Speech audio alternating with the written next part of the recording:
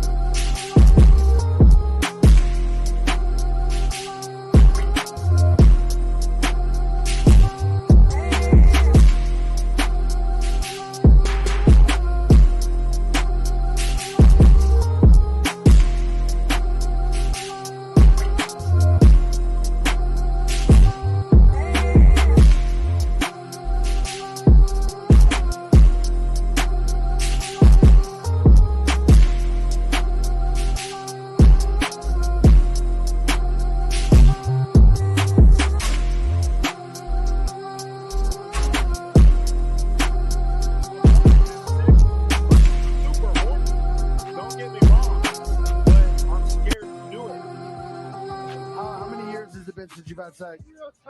It's been 7 years now. 7 years since I've had sex. Are you on the edge of just having sex already? I think about having sex all the time. After a week, I was thinking about having sex. After a whole week.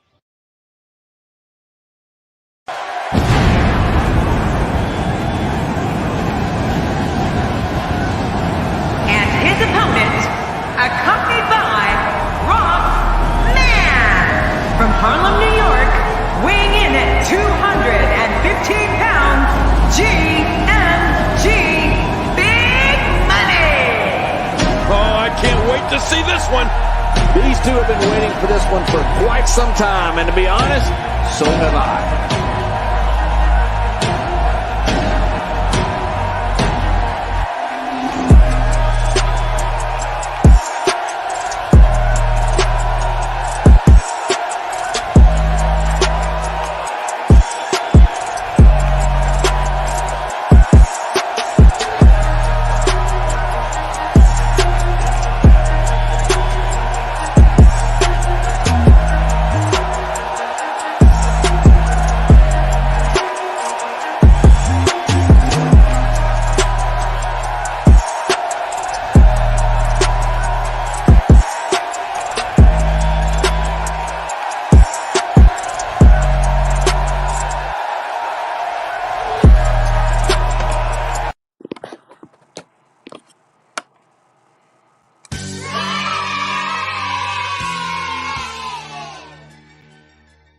Salute, and welcome to class, gang. How y'all doing, man? It's Monday fun day, guys. What's up, guys? It's Who Want to Smoke Monday. But I'm going to calm it down, guys. I'm going to get it back to these kids, man. I promised y'all this live. So hit that like button, guys. Keep in mind, we don't cater to any groups, gangs, communities, religions, feelings, or emotions. We cater to the truth. We cater to common sense. And we do not complicate that. All right, guys? So let's let some more classmates file on in. Y'all, if y'all can, share this live and tag me on my Facebook. Those of y'all that's on Facebook, share it to the Righteous Fair group and share it to my main page and tag me in it. And I mean, guys, the rest of y'all just share it out so we can get a nice little packed class tonight. I got a good one, guys. We're gonna do the breakdown of the conspiracy, conspiracy, spirit we see. Because we know it ain't no damn, you know what I mean? Because it's real. It's really real, right? It's really real. So we're going to break it down, right? The breakdown, we're going to break down the conspiracy to destroy black boys. We're going to find out why there's so much black girl magic today, guys. We're gonna find out all of that, and I want you guys to follow along because somewhere down this chain tonight, you went wrong. Some of us, we're gonna be able to see where we jumped off that train. You know what I mean? We're gonna take the train from the first stop all the way to the last stop on why we went from traditional masculine men that can build the world to sassy niggas that can't build nothing but creative players and PlayStation. You know what I mean? We're going to find out today. So, guys, you know what I mean? If you don't like the truth, it's about that time. It's about that time. Who we got? Who we got in the class tonight? Who's going to do the honest? Who's going Zone, man? Zone, you got the honest tonight, Zone. If there's anybody that do not like the truth, that want to stick to the bull crap that they hell of a mother taught them, how many of you guys caught that live that we did earlier? I kind of mixed in some real good stuff there, real good information there in that Chris Brown spill. You know what I mean? But I was dead serious when I said that, guys. And you're gonna find out today who your oppressor is. All right, because they teach you how to hate the white man, and we know the white man ain't tell our mother to have us, and the white man ain't tell us what our mother told us. You know what I mean? Yeah, guys, we're gonna break it down today. And again, moms, if you is in the house, if I got any moms in the house, do not take it personal. It's nothing personal, ladies. Understand. It's never anything personal. I just have some information. I have pieces of information. You know what I mean? That's all. I don't think I'm better. You know what I mean? I just have pieces of information that I use to win. You know what I mean? That I use to win. That's it. I'm not thinking that I'm better. You know what I mean? Not curb your enthusiasm. Don't make it about you. Finally, do for once in your life, make it about your kids. All right? Make it about your kids. The information I have can turn you into an absolute better parent. It'll get you to critically think. You know what I mean? But earlier, guys, I was telling you guys, right, that people can truly love you guys and still not do right by you, right? You know what I mean? People can love you and still not have your best interest at heart. You know what I mean? Think about it. Like, people can love you. Like, you know what I mean? Think about it, guys. Think about it. You got a bear, you got a turtle, and you got a fox. All right. So let's say the bear is your mother, the turtle is your friends, and the fox. Who you want to make the fox? The fox could be your dad, right? So now the fox, you know what I mean, is a good hunter. The fox, they're good at hunting. Foxes, let's say the foxes are good hunter. The bear is good at protection. The bear protects you. You know what I mean? Then you got the turtle. The turtle, you have fun with the turtle. You know what I mean? You see how everybody loves you. The bear loves you, because that's your mom's. The turtle loves you. You know what I mean? That's your friends. But each animal supplies different values to you. You know what I mean? Now, the fox might always want your time, right? But at the end of the day, the fox like to hunt. So when the fox wants your time, when your dad wants your time, he gonna want your time to cater to his needs and to do things for him. So he'll get you to believe in one way, in one ideology, to cater to him and his need.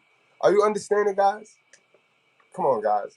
Now, I mean, we critically think over here, guys. We break it down. Don't forget Saturday, guys. Saturday, we got more stuff like this, but in a private, intimate setting.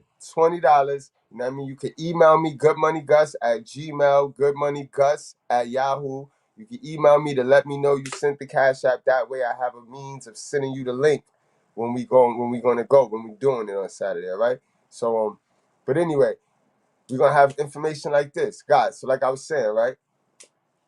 You get that. I need you to get that, first of all. Before we go anywhere, I need you to get that, right? People can love you, right? And still not have your best interest at heart. You know what I mean? People can be loyal to you. They can genuinely have mad loyalty for you and all of that. You know what I mean? And still not give you the right advice. You know what I mean? Or they'll press you and give you some advice that really helps them out. Remember a while ago I told you a lot of people is moving off of information given to them, information they took into their subconscious mind, which is their Holy Spirit, and now they hold it as the Bible. But who taught the people that gave them that information? Remember I told y'all that. I told y'all that a while ago. Now I'm just bringing it all in together now. Because this is where you're going to see a lot of people running around here off of false information, because they taking in the information from the person that loved them. Because they love them, they think that person is it's a green light to run off of the dumb shit that person told them. I mean, I'm tying in why it gets uncomfortable when I talk about hell of a mothers over here. You know what I mean? Because 95% of the information you took in, you run off, is from your hell of a mother. You know what I mean? Where my sound effects out? Because I don't want y'all to lose me tonight. You know what I mean? Shh. Don't you be saying that. If Massa finds out, he'll kill you. You telling the truth around here? Yes, sir. Watch your mouth, boy. Yes, sir. We telling the truth right here, right? All right. Then you tie in the fact that people be screaming this love and loyalty joint, right? In the black community, people don't have the right concept of love and loyalty. So knock it off. You know what I mean? Knock it off. When you talk about love and loyalty, then you are talking about human beings. When you are talking about human beings, then you got to talk about emotions, feelings, and people are not perfect, guys. Do you understand that? People are not perfect. So when you're talking about loyalty, you know what I mean? What's loyalty to you may not be loyalty to them. Or you can't make that person loyal to what you want that person to be loyal to. You know what I mean? You gotta let people be who they are. Y'all be wanting people to love the shit out y'all, but not be who they are while they love the shit out y'all. That's impossible. Do you get where I'm getting? Don't lose me right now, guys. Don't lose me right now. Because remember, your hell of a mother also fits in this category. She is not perfect. She's not perfect. I mean, remember, she's learning on the fly. She's trying to raise your ass. She got a lot of shit she got to do. You know what I mean? She got to go with the programming that say be a strong and independent woman. So she got a lot of shit that she got to do. You know what I mean? So you got to understand how, I say all that to say how your mother sometimes made decisions and involved you in this, and she involved you in shit that was not in your best interest, but catered to her feelings. All right? And because of that and constant programming of that, this is why now you are the way you are, bro. You cater to women's feelings. You know what I mean? Some of us that are raised by a single mother, we're just addicted. We have the single mother syndrome. We addicted to single mothers. We just gotta have us a single mother.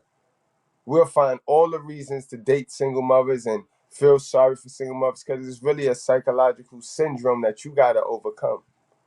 You know what I mean? But it all stems back to what I'm talking about. People could love you. People could love you, but don't mean right for you. Don't mean right to you. Don't mean right for you, bro. Am I bugging? What's the chat saying tonight, man? 100. Yes, sir. All right. So we all following along. You know what I mean? When people talk love and loyalty, you know what I mean? When we talk about people not perfect.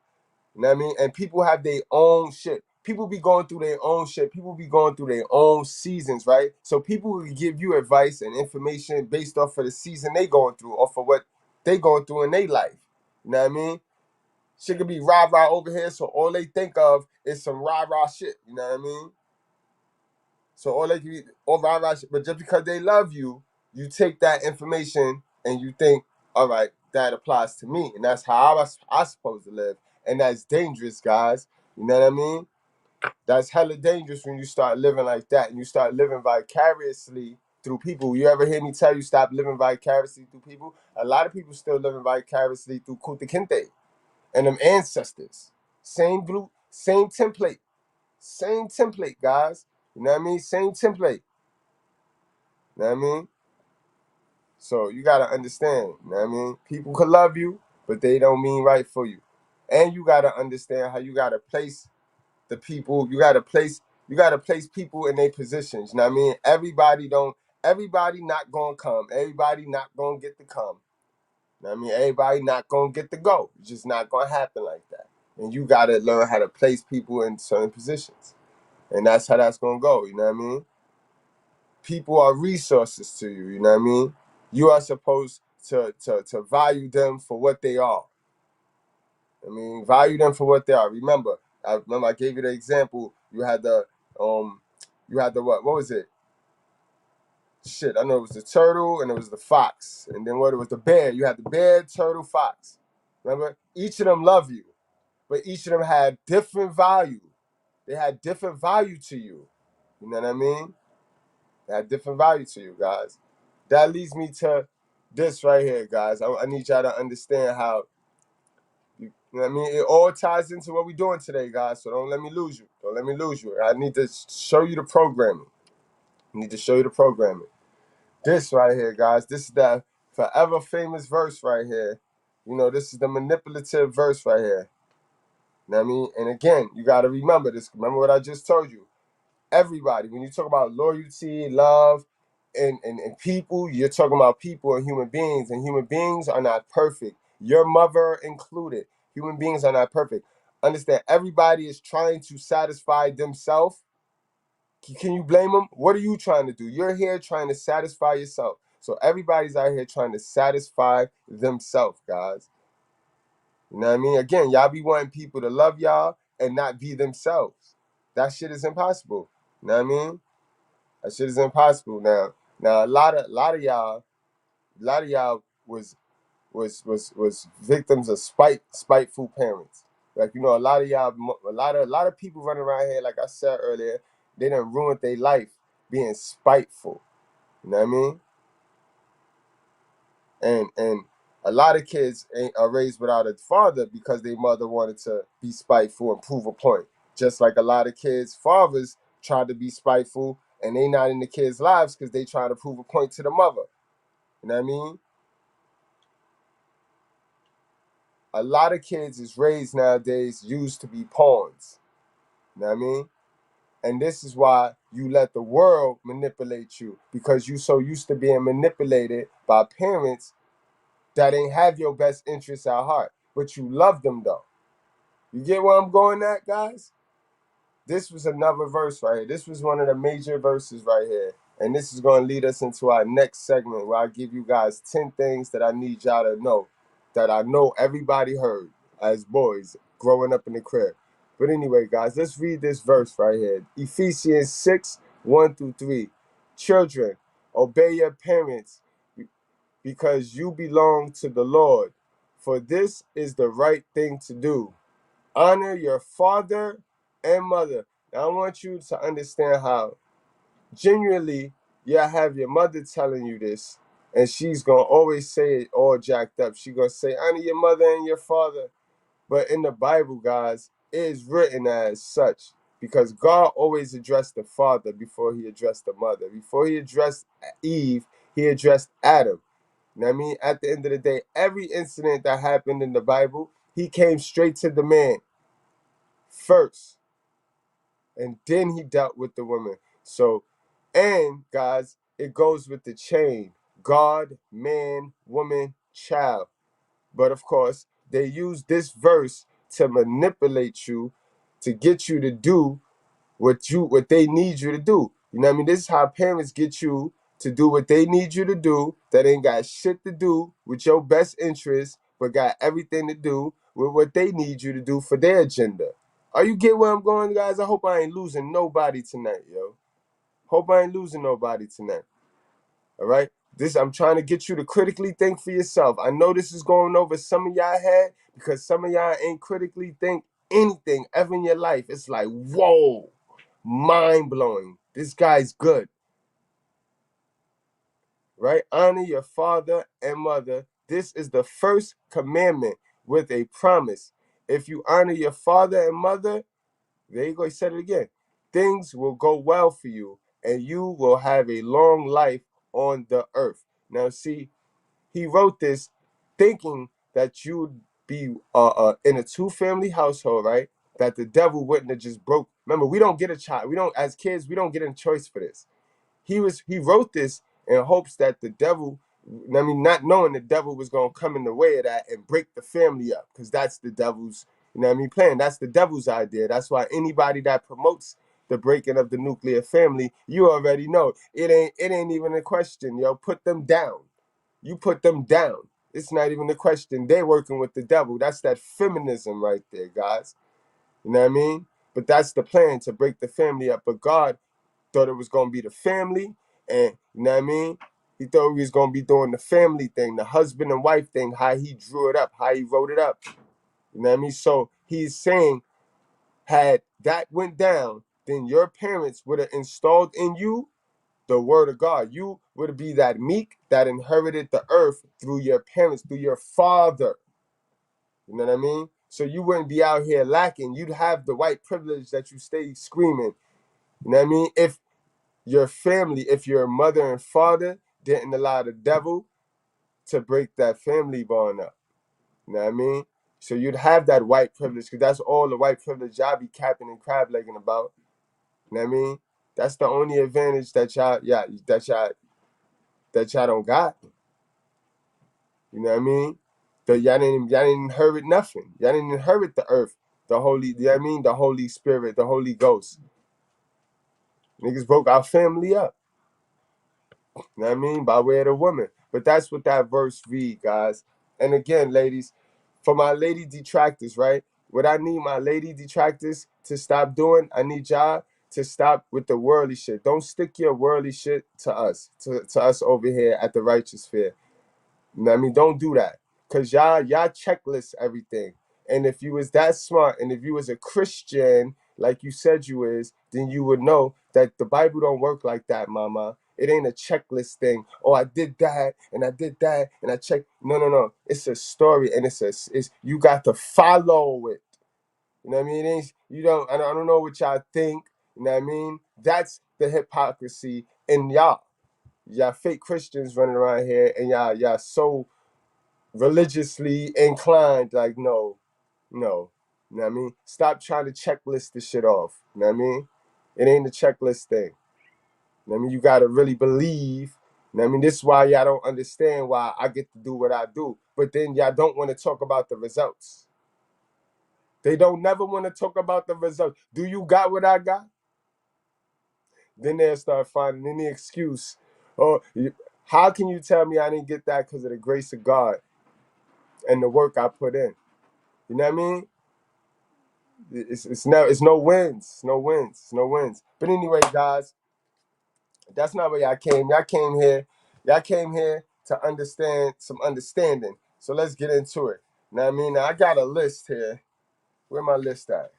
I got a list of 10 things that I know your little hell of a mother done programmed you with. Because remember, these 10, they use that verse that I just showed you to control you and get you to do what they needed you to do that ain't have a goddamn reason to do with you. Now I mean, this is why you don't know nothing right now. And you're fronting and you're capping and crab legging and you're trying to hide and pretend like you know what I mean, instead of learning. But those are your oppressors. You know what I mean? First of all, guys, throw one in the chat if you ever heard, I'm not one of your friends. I'm not one of your little friends. Throw one in the chat if you ever heard, I'm not one of your little friends. You know what I mean? They always say that shit. I bet you your friends got more information than her, though. She should be one of your friends, yo, because then she'll know what's going on currently. She know what's going on currently. But they use this to manipulate you. Remember that, guys. Let me see. Oh, yeah. Oh, yeah. All right. And magically, guys, I don't know y'all. Y'all don't really know me, but we all got the same story, right? We all got the same story. Some of my mothers is white, some of our mothers is black, some of my mothers is Puerto Rican, but we all connected. This is why I love it. This is why I love it here in the Righteous Fear, yo. I'm starting to see it. Righteous Fear is global. We one of them global channels. We small global, you know what I mean? We definitely not a local channel, bro. We not with the cap and crab leg, bro. Number 2, guys, put a 2 in the chat. Put a 2 in the chat if you heard, you got McDonald's money. If you ever heard, you got McDonald's money, put a 2 in the chat, bro. You know what I mean? Instead of explaining to us finances and instead of explaining to us poverty and what's going on, they tell us shit like that. That ain't help us, man. We need to know why we can't have McDonald's, yo. Them other little kids got McDonald's. Why they got McDonald's? This leads to the reason why we grow up hating. This is why we hate the white man right now. This because some of us ain't have McDonald's. Some of us ain't get the McDonald's. So we hate the kids that had the McDonald's. We call them Pookie. You know what I mean? Because for some reason, their mother was a crackhead, but they had all the McDonald's in the world. Their mother bought them Jordans to the school and all that. But you know what I mean? Your moms went to work 9 to 5 in it, and you still ain't get the McDonald's. So this is where the hate coming at, guys. I need y'all to understand that, guys. We cooking tonight. We're not even gonna play tonight. We're not even playing tonight. You know what I mean? Like I told you guys, I read books and I follow the Bible. I don't think I'm better than anybody. I just got some information. You know what I mean? And I don't let nobody throw me off. Nobody. You know what I mean? It's not a BBL running around here that can throw me off from helping these kids. It's not a smile. It's not a cute hello, Mr. Get Bread. Not one can throw me off. All right, guys. Put a 3. See, look, I knew y'all. A lot of y'all niggas ain't even go in McDonald's, y'all. Y'all ain't going McDonald's to hear that shit. Yo, D Brown, you remember that shit, right, D Brown, yo? You got McDonald's money? You be like, God damn, yo.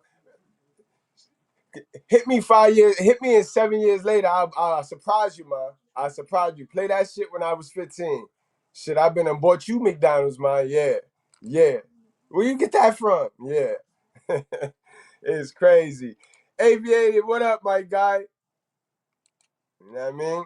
All right, guys, put a 3 in the chat. Put a 3 in the chat if you ever heard, fix your face before I fix it for you, bro. If you ever heard, fix your face before I fix it for you, put a 3 in the chat right now, bro. Because this is child abuse. Why I can't cry, why I can't laugh, and why I can't look at you like a dummy that you are.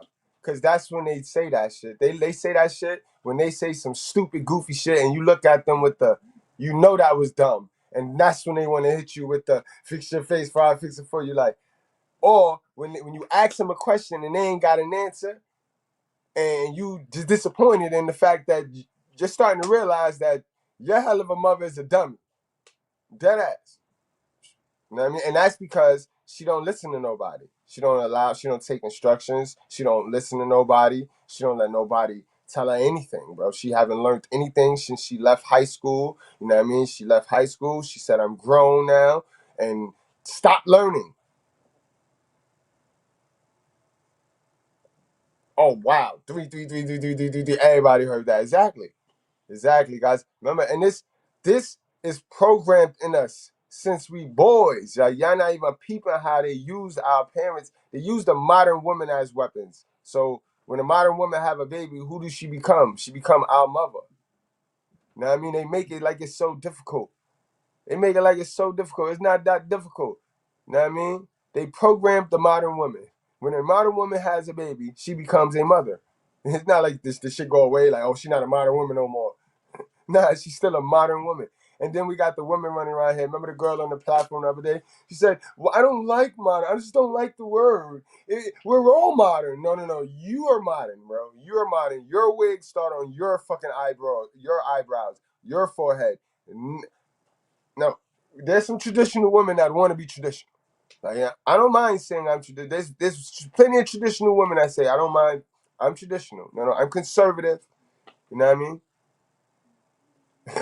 Funny people, bro. 4 guys. Put a 4 in the chat. Put a 4 in the chat, and I know my music heads heard this. Put a 4 in the chat if you ever heard. I hope you know them. I hope you know them school books like you know them schools that rap songs. I hope you know them school books like you know them rap lyrics. If you ever heard that, put a 4 in the chat. You know what I mean? That's how she keep you programmed to the school bullshit, to becoming a puppet instead of capitalizing on your talent. Tell me I'm lying. That boy good, right? That boy, and then they don't even know. Like I said, and these are people that love you. Remember, I didn't say your mother didn't love you. They love you. But the information, some mothers are good at, like, you could vent to them. You know what I mean? You could vent to them. If you need cooking recipes, you could go and they could cook their ass off. They know you want to know how to clean something. Your mom, how do you clean? How do you get that thing off of that? Good. But relationship advice, how to keep your relationship happy, how to keep your look around, sis. Y'all niggas be going to single mothers. You're single hell of a mother for information. A lot of single hell of a mothers is running these relationship caps. Both directions. This is man and woman, because a lot of you niggas, y'all go get your information from your mother to this very same day for your relationship. A dummy can't make you smart. A poor person can't tell you how to get rich, bro. And a single person damn sure can't tell you how to get married or they be married. You know what I mean? It kind of remind me of all of these female content creators running around here, yo. These so-called virtuous content creators for the people, for the little kids, and they so virtuous, but they ain't got no man. Ain't no way in the world that a dime girl, right? A dime girl with a virtuous woman is single. She not virtuous. She just modern. Pretending like a motherfucker, yo. Y'all gotta peep game with these people, bro. They'll swindle you, yo. They nice with it. For years, we've been blinded. For years, us men, been blinded since little. The program. Look at the program. This is little boy programming to get you to be a simp as a big man. You know what I mean?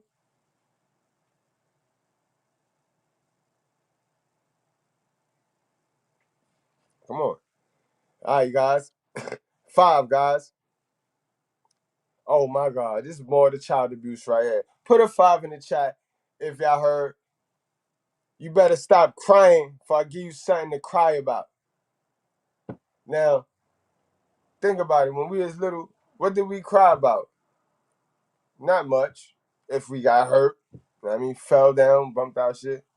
I mean, I got beat for hurting myself, for falling down and shit. I ain't even gonna hold y'all niggas. I got beat for being clumsy. You know what I'm saying?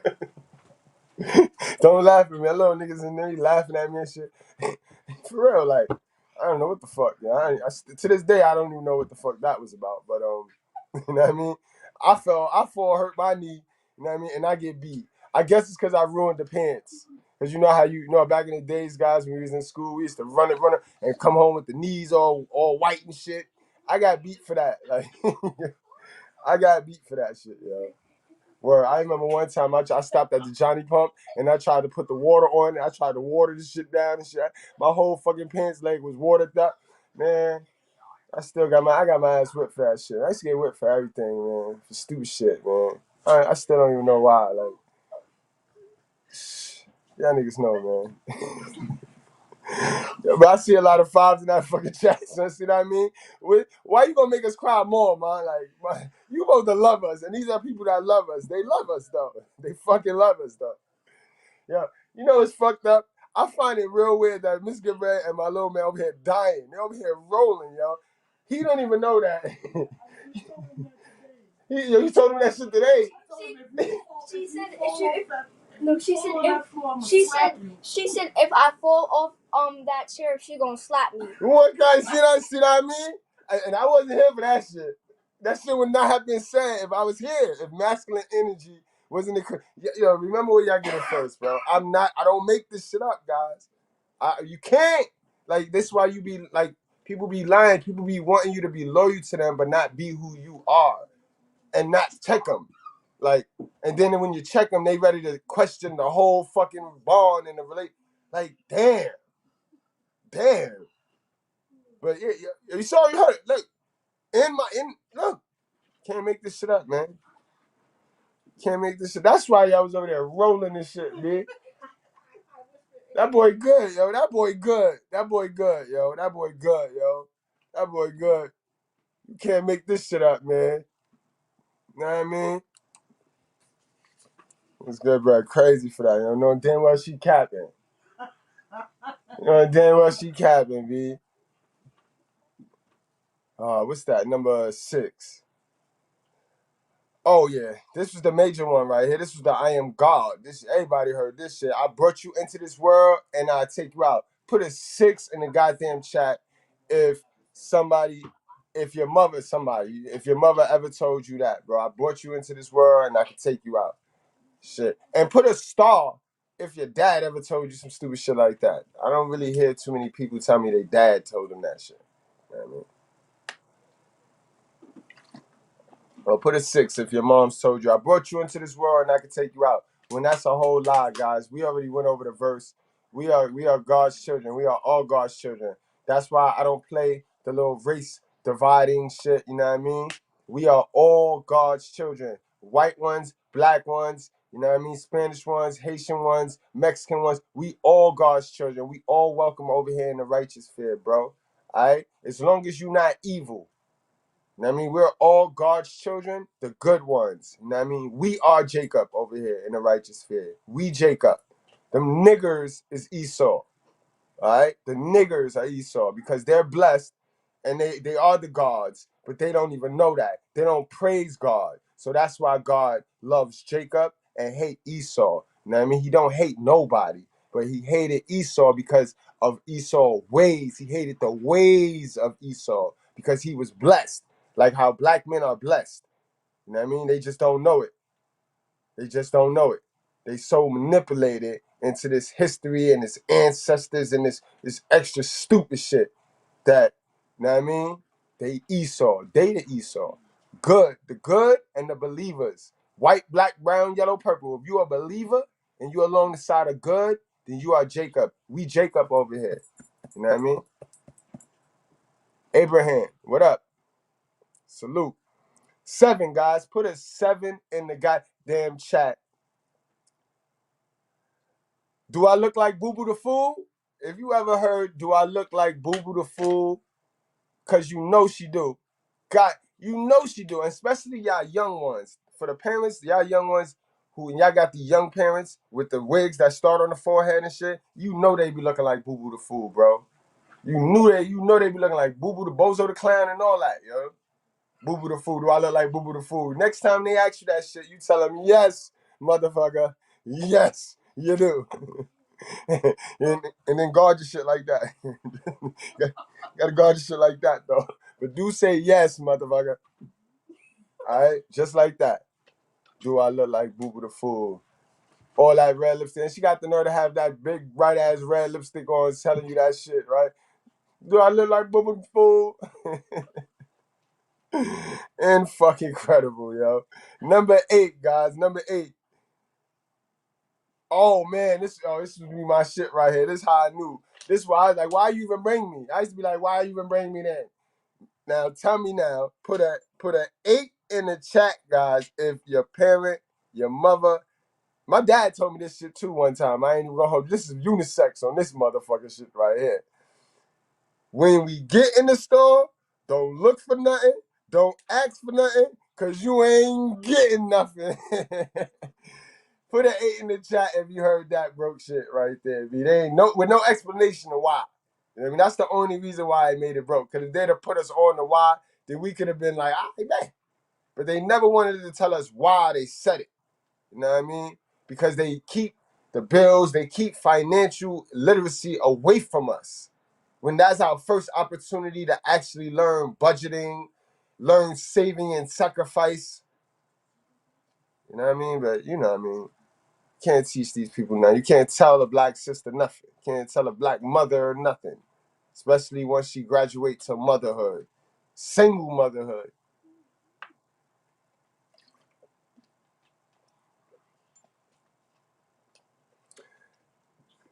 All right, guys. 9, guys. Oh, yeah. A hard head make a soft ass. Put a 9 in the chat if you ever heard a hard head make a soft ass. You know what I mean? Zil, what up, Zil? If you ever heard, if your mom's ever said a hard head make a soft behind, put a 9 in the chat. Put a 9 in the chat, guys. Because that right there was, remember that video we did where I said curiosity killed the cat, but satisfaction brought it back? That right there is linked to that chain of poverty right there. You know what I mean? It's a limiting belief. Your mom's, she love you. She love you. But she want to see you safe rather than rich. She want to see you safe rather than successful. She rather have you need her than for you to be doing it on your own. You know what I mean?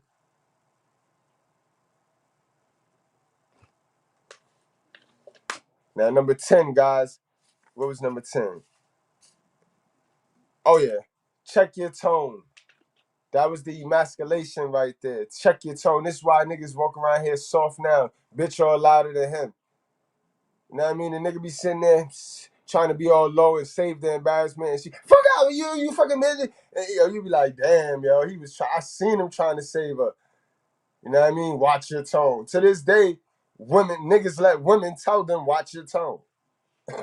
You go on these panels, you see a sassy little bitch get there and tell you, watch your tone. You talking too loud. Bitch, we men, we talk loud. What happened? What happened? I curse, I yell, I scream, I shout. Bitch, I been and bitch your ass if you was standing over there, B. Fuck wrong with y'all. You know what I mean? Watch your tone. Check your tone. Like, check. What? But why they loud as shit? Why they loud and obnoxious? Check your tone. That's how they keep you checked. That's how they keep you in check, boy. They keep you in this gynocracy, man. But that was all 10 right there, man. And as I see, we all got the same story. We all share the same programming, guys. So now let's get on into the main event and let's see. Let's start this train and let's see where each of us jumped off. And hopefully we jumped off. Hopefully now we ain't going to go all the way to the end. Now, I don't want to see nobody at the end. I gotta stay on this train because I gotta drive it. But I want to see where everybody jumps off at it. And if you're not if you go all the way to the end with me, then I hope you know where you want to go back and fix. All right, guys? Facts down South Yellow. We about to revisit it, though. We're about to revisit the 80s babies blueprint. They wrote this out on us. We were the guinea pigs for this shit we're about to witness right here, guys. We saw this. I had a little clip I had a little clip in another video that we did earlier last week. And it just was a clip. But now this is the whole presentation, guys. So let's go on and get to the get down. Let's go on and get to the get down. Yeah. You know what I mean? The truth for proof. I'm gonna do my thing on it. I'm trying not to cut it off so much, but y'all know YouTube and they new standards, guys. So I gotta react to it. I gotta cook on it. They done made it to where you gotta cook now, guys. You gotta cook. Don't let that shit play for more than, I wanna say, 2-3 minutes without saying something.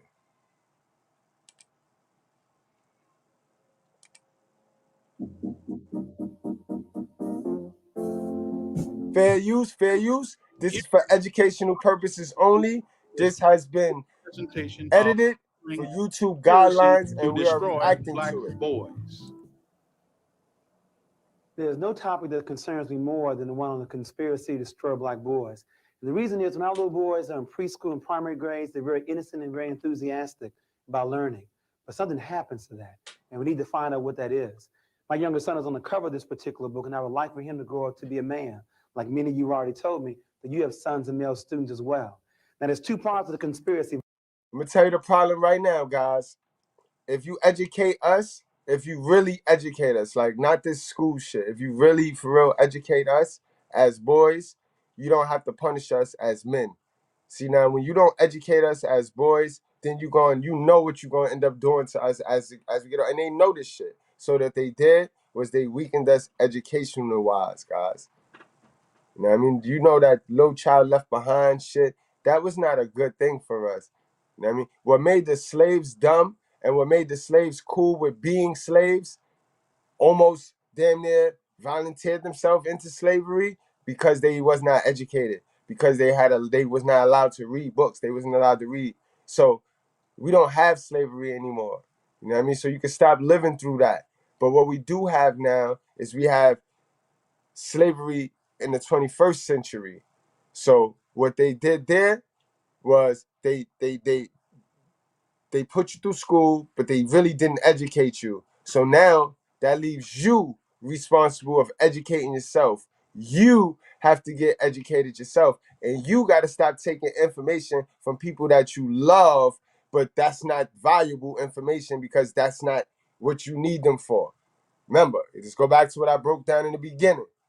You are responsible to get to the education now yourself, guys. Clearly, we see what they did. They got us. They did not properly educate us. They got some of us thinking we're extra smart off of school books that we know is indoctrination. You know what I mean? They got some of us into their religion, manipulated religion, when we know it's just a business. So they waiting for shit to happen and fall out the sky. That's not cool. You know what I mean? It all starts with education. Remember, we suffer for the lack of knowledge. See, the dots connect, guys. The dots connect. Volume 1, and this is Volume 2. In Volume 1, we raised 4 questions. First question is, when did the conspiracy start? Who is against black boys? Why is there a conspiracy against them? And what exactly is the conspiracy? That's in Volume 1. In Volume 2, we look at the relationships between mothers and their sons. That must be studied. We also must look at female teachers and black male students. That must also be studied. We must look at some case studies. In other words, many of us are doing a very good job developing black boys to be men. What is it that some of us are doing that others are not doing? And then last but not least, a program called the Rites of Passage into Manhood. See, it used to be we knew when black boys became men, but now many of us don't know when we're men. It's how much reefer we smoke, how much wine we drink, how many babies we make. Until black men spell it out to black boys what it means to be a man, this conspiracy will continue. But let's go back to Volume 1. When did it start? Remember, guys, this was in 1987, guys. 1987. So, you know, the numbers could be hella inflated by now. You know what I mean? It did not go down. We have prison, death. What else to make us unavailable to black women? Yes, homosexuality. As you said earlier, 1 of every 9 men in this country are homosexual. Where else? Yes.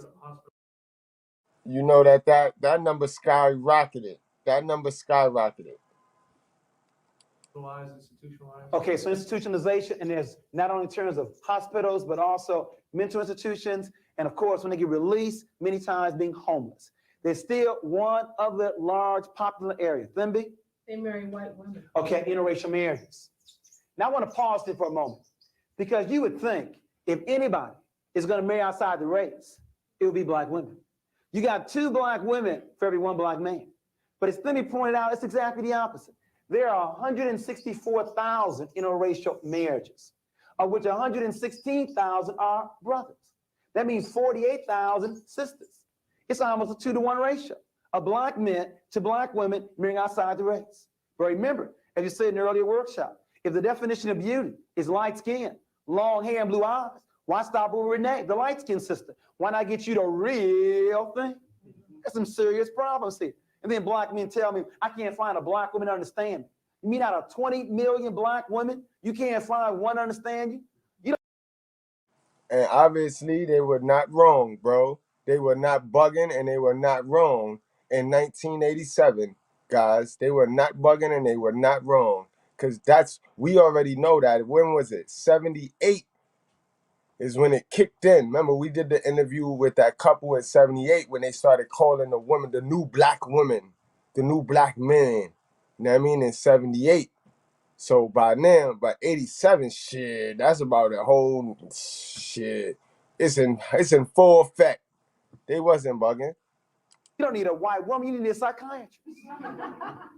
But that's another workshop on relationships. But I just want to share. See how again, this is a black man, very educated. He's breaking it down, but again, he's playing to the gynocracy that says, like, we bugging because we can't get cooperation from our sisters. Like, are you dumb? You can't make nobody do anything. Did you not hear what I said? When you're dealing with human beings are going to do what they want to do. Human beings are going to do what they need to do to satisfy themselves. You know what I mean? And they still love you. We got some very serious problems. But to tease this audience, black women are tired of being by themselves. And in the earlier issue of Essence magazine, the article said, guess who's coming to dinner now? See, and this is pre-social media, guys. So the women really had the wool over everybody's head by way of the media. So they could sit there and cry like, oh, we miss men. Whole time, in actuality, in real life, they getting rid of the man. They finding all sorts of reasons to be independent in that crib by themselves. But the media gonna run with this bullshit. They also got their movies where every fucking dad is looking like an asshole. Then they got the movie where the white guy, he got the motherfucking raised the black boy. You know what I mean? What was that, Webster? Black women are tired of being by themselves. In other words, brothers, you can't have it both ways. You can't have 2 black women to choose from and still marry a white woman. You can't have it both ways. Black women are tired of being by themselves. Now, that's with regards to the stats, why we wrote the book, because we saw the shortage of black men. But what we want to begin to find out is, when did it start? You see, it's called the 4th grade syndrome. Studies show that black boys may be the best students in the country up until the 4th grade. So we wanted to find out what your son, a male student, was doing at the beginning of the 3rd grade, then at the end of the 7th grade, and then measure the progress. Let me give you 3 examples. We had a little... That's a fact, guys. 4th grade is always important. Salute to my teacher, Miss Mayers, yo, because she used to tell us that all of the time. And salute to my 4th grade teacher, Miss Milan. You know what I mean? I had a good 4th grade teacher. I don't know where we went wrong for 5th grade. It's like we had a year-long substitute for 5th grade. But 4th grade was dope. Board 5 years ago on the Alva reading test score at the 98th percentile in the country. In other words, a walking genius. That means only 2% male, female, white, or black had a higher score than he at the beginning of the 3rd grade. At the end of 7th grade, the same board now drops down to the 35th percentile. Engineer potential here, pimp or pusher now, score to the... You got to remember, BT, this is the traditional man era. This is like the very end tail of the traditional man. So all men back then were simps, bro. These niggas used to sing to these bitches. You know what I mean? While getting done dirty, bro. Shorty just came back from doing what she do. Because female nature is the nature. Nature don't change. The same way the leaves was falling in the fall in 1987, chicks was, I'm going to keep it clean. Y'all know. They've improved 5 years, instead they only improved 1.3. Two more examples. We had a little boy at the 92nd percentile. He dropped down to the 24th percentile, and his scores only improved 2.1. But let me give you the average example. We had a little boy at the 63rd percentile. He dropped down to the 4th percentile, and his score didn't improve a year, a month, a week, not even a day. There are 3 critical stages in black boys' development: infancy to 9, 9 to 13, and 13 to 18. You see, it's easy to see the negative behavior here when he's already dropped out, laid up on some street corner lacking direction. It's more difficult to see it around 9 years of age, when they begin to sit further in the back of the class, when they begin to ask less questions, when their ball becomes more important in their book, when they begin to cheat on their tests. We appeal to you to turn your sons and male students on early. Teach them how to read early. Teach them the beauty of being black and believing in God early. But many of us have waited, and we waited almost too late to develop black boys to be men. You know what I'm getting at. America spends $2,300 on Head Start. They spend $38,000 on prison. If Reagan wanted to balance the budget, I can show you save about $36,000 per person. It's much easier to educate than it is to incarcerate. Now you raise the questions. How long do you stay in Head Start? Year? 2 years is the most? How long do you stay in prison? The rest of your life? Question number 1. Question number 2, does Head Start work? A 19-year study documents that Head Start works, but in prison, 85% of the inmates that get released go right back in. But as Jesse Jackson says, we have 2 choices. We can either send me to Penn State or to State Penn. It's your choice. We have got to find ways to intervene. Now, we have a whole workshop just on the 4th grade syndrome. I now want to ask you, what are some of the reasons you feel to explain why black students, especially black boys, were doing so well K through 3, and now scores declining in the intermediate and upper grades? What explains it? Yes. The learning style changes abruptly in 4th grade from what might have been more right brain activities in the primary grades into all of a sudden all left brain activities. Okay, so a change in learning styles or methodology from the teacher, from a holistic learning style to a left brain. Okay, very good. Any others? Yes. I think that there's a lot of rejection on the part of the female teachers in the classroom. And the rejection increases with the upper grades? Why do you think it increases? Because of the students, perhaps his natural makeup, hyperactivity and that sort of thing. And that may be increasing. Well, it may be increasing because we're now expecting them to stay in school or stay in a chair even longer. Okay. Any others that contribute to this 4th grade syndrome? We have a change in learning style. We have the teacher's outlook on the student. What else? Yes. The student becomes more culturally aware and differs significantly from the teacher often. Okay, so the child's now become more aware of their culture and racial identity. Okay, very good. Any others? The major reason you have not given yet, and maybe that's why this problem is still with us, Terry. First name is Richard. I'm sorry, Richard. Well, the peer group starts to form and become stronger about the peer group. And that's unfortunate, Richard, that you said that, because as the age increases, peer pressure is on the increase, while parental involvement is on a decrease. I don't know who told parents when your child gets older, they need less of your time rather than more. When I speak to Head Start parents, 80% of them are there. Elementary school, 30%. High school, almost a joke. That's what I was about to say. That's the driving force. That's why they start to go down, because by 4th grade, the parents think the kid got school. So now they not at the school as often. You know what I mean? Shit, they start letting the kid go to school by himself. You know what I mean? And that's where it go. So, great observation. Again, he a simp dude, but remember, guys, that's the key right here. That's what we do best at the Righteous Fair. We extract information from dummies. We learn a lot from dummies, bro. Cause we know what it is. And this is what I be meaning. This tie into the whole thing. You see, you gonna learn a lot from the people that don't love you. You know what I mean? You're gonna learn the most from the people that don't love you, or you're gonna use people for what they are. You know what I mean? You use people for the information that they are. You know what I mean? We have to work on that. That's another workshop too, on parenting all the way through, not just in those quote unquote tender years. But the major reason, it's not on the board yet. Still looking for it. Yes, Gwen?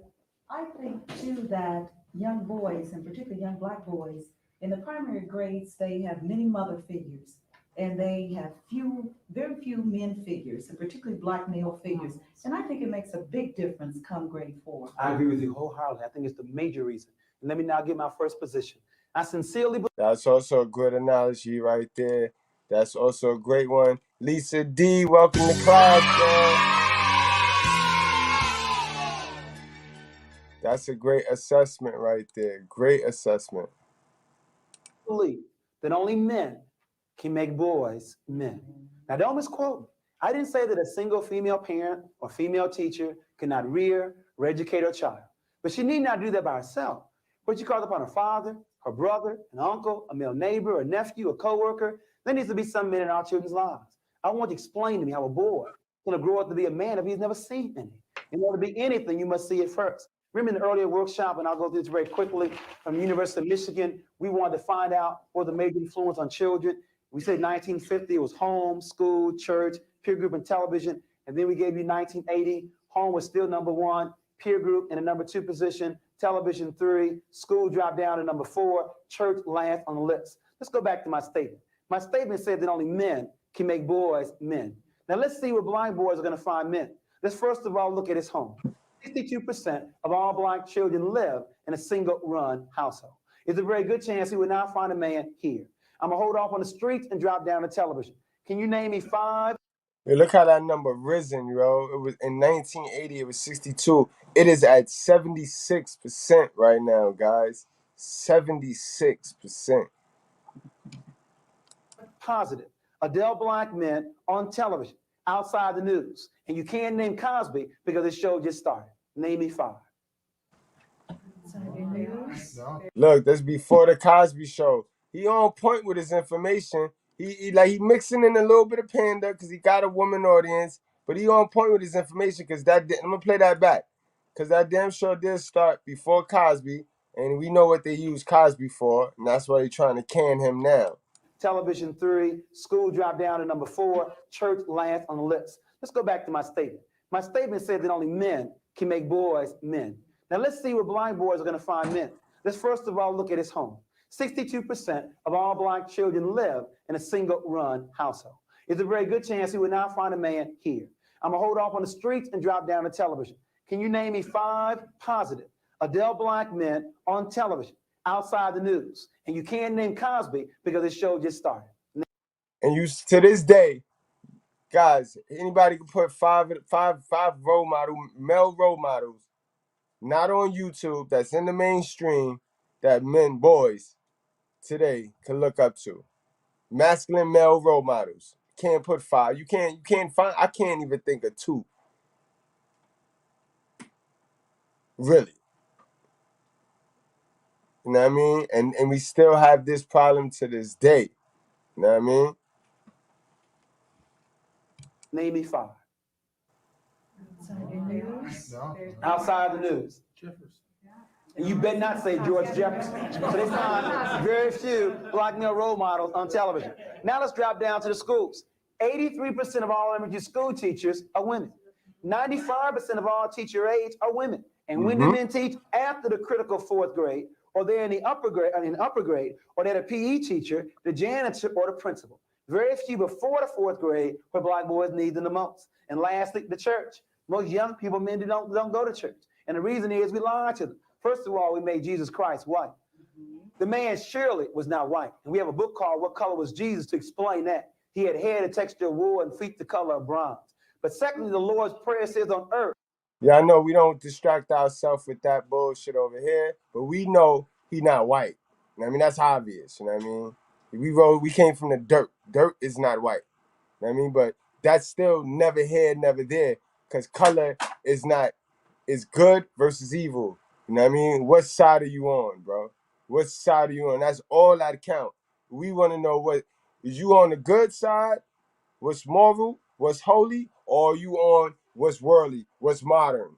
That's all we need to know. All that extra shit, what color you are, we don't need to know none of that. That ain't Bible. That's not Bible. as it is in heaven. Young people and men want some action. They want some programs. If there are no programs in your church, they will see you later in heaven. As a result of not finding a man at home, few on television, few in school, and not wishing to attend church, the last place is the streets. And that's the problem. The streets do a very poor job making men. They do a better job making pimps, pushers, and a few basketball players. Their hero, Michael Jordan, has said there were 1 million brothers that won his job last year in the NBA. Of this million, only 400,000 will even make it to play high school ball. Of this 400,000, only 4,000 will make it to play college ball. Of this 4,000, only 35 will go to the coveted NBA. Of this 35, only 7 start. And the average life in the NBA is 4 years. You got 1 million brothers looking for 7 full-time jobs that last 4 years. Conspiracy is complex. It goes beyond the NBA. Even schools are in on it. Them numbers raised now too. I mean, them numbers raised now too. I mean, I cannot let it slide and not say that. Those numbers raised too. It's probably not 4 now. It's probably more like 100 or like 75. But it's not that many. It's not. Then this is why the hoop dream and the rap dream is the most damaging things to the young man and to the black community. Because when you got everybody trying to be rappers and ballers and not doctors and not the important shit, then you're gonna have a lot of failures and you're gonna have a lot of rejections. And then once a black man fall off the horse, being raised by an emotional woman and no masculinity, then there you go. That's an incel. You just this life all fucked up now. Like, I mean, one rejection and it's over for them. So that's where you get that. You know what I mean? Like the guy that was over there on Mr. Palmer channel just a while ago. You know what I mean? This is how the weak man is raised. This is how the weak man this is how the dudes that is awkward. This is how they came about, guys. This is how they became sassy, bro. You know what I mean? What will be the first thing you see when you walk into a Cincinnati high school? A large trophy case. And I believe even schools give more glory to their ball players than the scholars. That's said in the earlier workshop. Where are the pep rallies for the honor roll?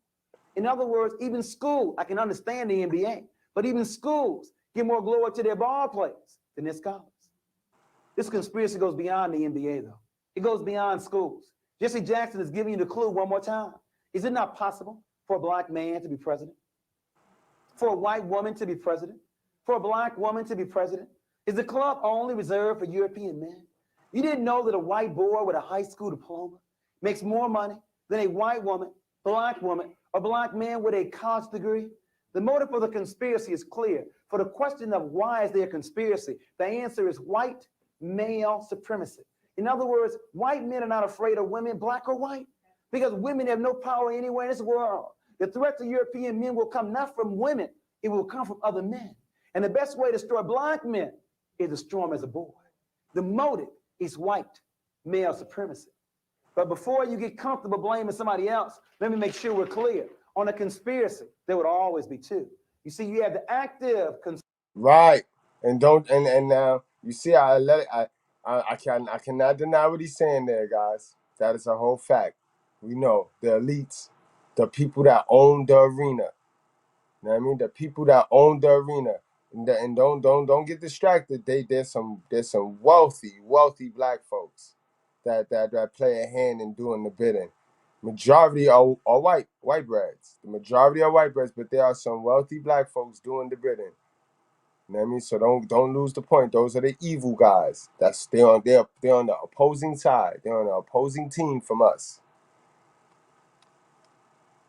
But they got some help from people that is supposed to be on our side.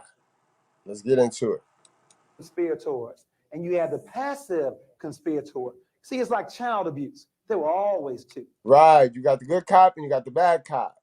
You know what I mean? So the good cop, your white supremacy, your WS, is the good cop. You know what I mean? The active.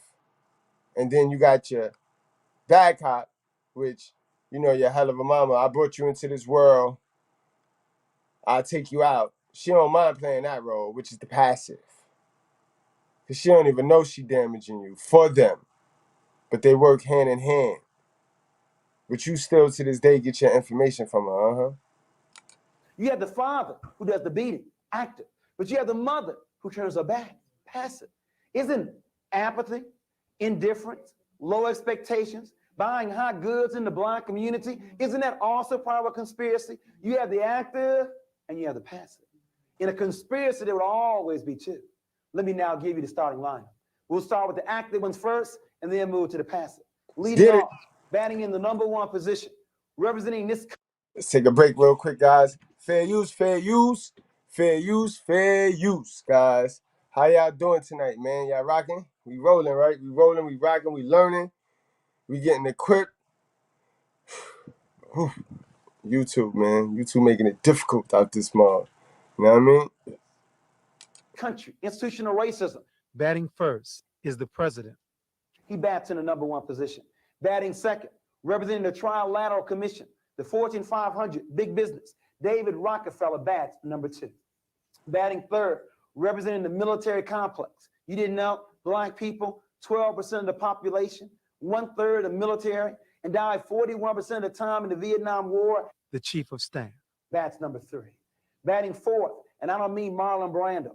I mean the real Godfather. Drugs running rampant in the Black community. Please don't deceive yourself.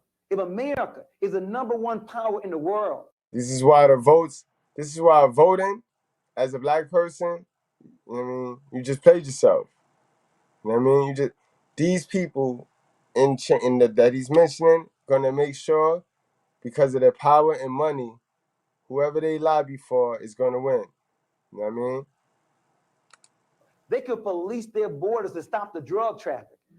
These men and what they represent intentionally want to make sure the Black boys never grow up to be men. But remember, they got some help from some of us who really like Black boys, who may even have Black boys at home. Yeah, they love them. And so we bat number. Remember, guys, your mother, they love you. Your father, he love you. You know what I mean? They love you. 5 through 9. Batting fifth, not all, but some mothers who raise their daughters and love their sons. Batting sixth, some female teachers who don't understand that boys have different learning style than girls. Batting seventh, representing the media in this country, shows like Gary Coleman and Webster. Shows that make me sick.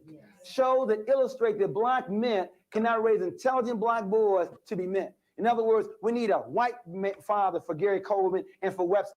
He come off as a racist, and if you notice, a lot of hell of a sons, they are just indoctrinated to this be racist, just little hateful ass little niggas, yo. But I digress.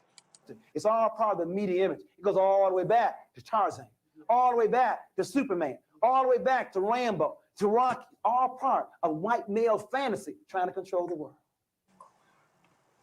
It's all part of a scheme. Make sure you heard me. It's consistent with Superman, Tarzan, Santa Claus, the white father, all part of that scheme. Batting eight, the macho image, Mr. T, and we'll look at today someone like Prince or Magic Johnson or Isaiah Thomas. In other words, no need to. Yeah, he just gave the whole blueprint out right there, y'all. Y'all make sure y'all hit that like button, smash that like button for support, guys.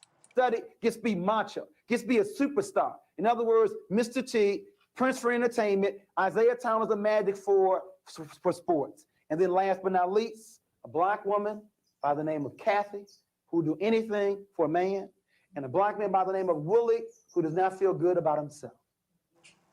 You see your faces right now. Who's Kathy? You have to stay to the end to find out who's who.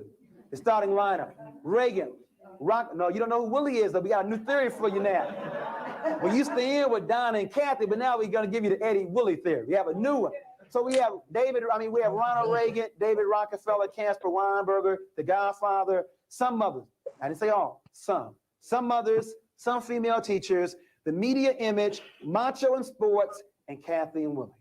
These people and what they represent, intentionally or subconsciously, want to make sure that Black boys never grew up to be men. Let's now look at the active ones first. I want to make sure we start in the right place. The conspiracy did not start with Black mothers. It started somewhere else. We must start where it began. It began with active conspirators.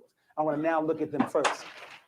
In looking at the active conspirators, I want to make sure we understand that these kind of terms don't make sense. We are not the minority. In other words, there are 4.5 billion people living in the world. Of this number, 80% of the world's population has color. That means only 20% of the world's population lacks color. Now you tell me who's a minority. You see, it's called the African Triangle. It goes all the way back. We're not the minority. We're only a minority. We allow ourselves to be divided up from our brothers and sisters in Nigeria. Right. That's why I don't understand the pro-blacks and they stupid ass talking points with this.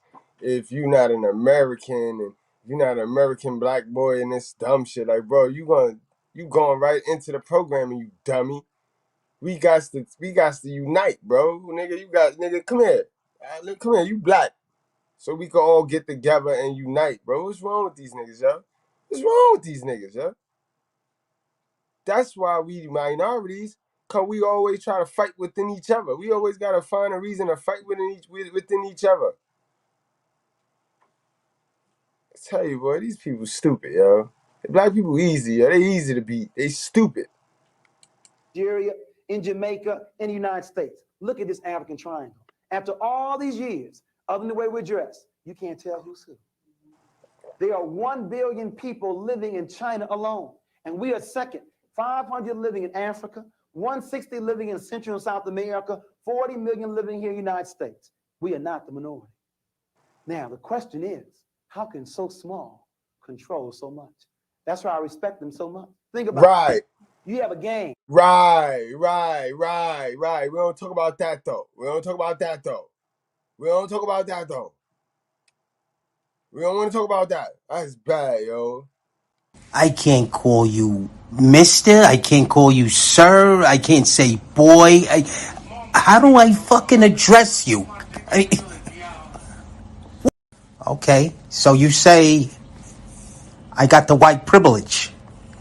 You gonna go there with me? Well, we got the white privilege. I mean, I'm not saying we don't, but yeah, we got it. But if you guys could band together, let me shut the fuck up. Right. We could band together, it's on. So they always gonna laugh at us. Joke's on you, cause you wanna sit there and tussle and wrestle with your brother and outsmart your brother. Bro to the pro, what's up? You have one gang with 80 people, another gang with 20, and the 20 gonna win? The only way they can do that is by controlling the mind. Because whoever controls the mind will also control the body. Let's look at this. Psychological ops, guys. Psychological operations, bro. The TV, the entertainment, the manipulation, the matrix, guys. Unhook. You gotta come to God, bro. It's no wins unless you go through God. He tell you that. You know what I mean? Let's break this down in half. What you come out with is 10% European women and 10% European men. See, it's not even 20. It's really 10% European men. In other words, the Trilateral Commission, they want to control more than just their countries. They want to control the world. And they have pulled this off. Now, there's a tremendous amount of pressure when you're this small trying to control so much. Now, maybe you can't understand it. It's been a long time. It goes back to Egypt for us, having that much power. But can you imagine that small number trying to control the world? A tremendous amount of pressure is on that small group with that much power. In other words, the first thing that men are taught to do is not to cry. I'm quoting from their own Goldberg. The book is called The Hazards of Being a Male. The tremendous pressure when you're so small trying to control so much. The first thing that men are taught to do is not to cry. Think about it. Ever seen Ronald Reagan cry? John Wayne cry? They died with... Remember, guys, we went over it in the very beginning. Fix your face before I fix it for you. Or stop crying or I'll give you something to cry about. That was the programming right there, bro. That was the programming, bro. From your oppressor. Yeah. The white man didn't tell you that. The white man did not tell you that. With their boots on. They died in their saddles. They died like men. Now, any psychologist will tell you that crying may avoid suicide later. But as a result of European men not crying, European men commit suicide more than anybody else. Black men who want so much to be like European men are very close second. European women are third, and the most sane person in America, she don't make no money, but stay close to God and her children and cry. Black women commit suicide. Listen. What?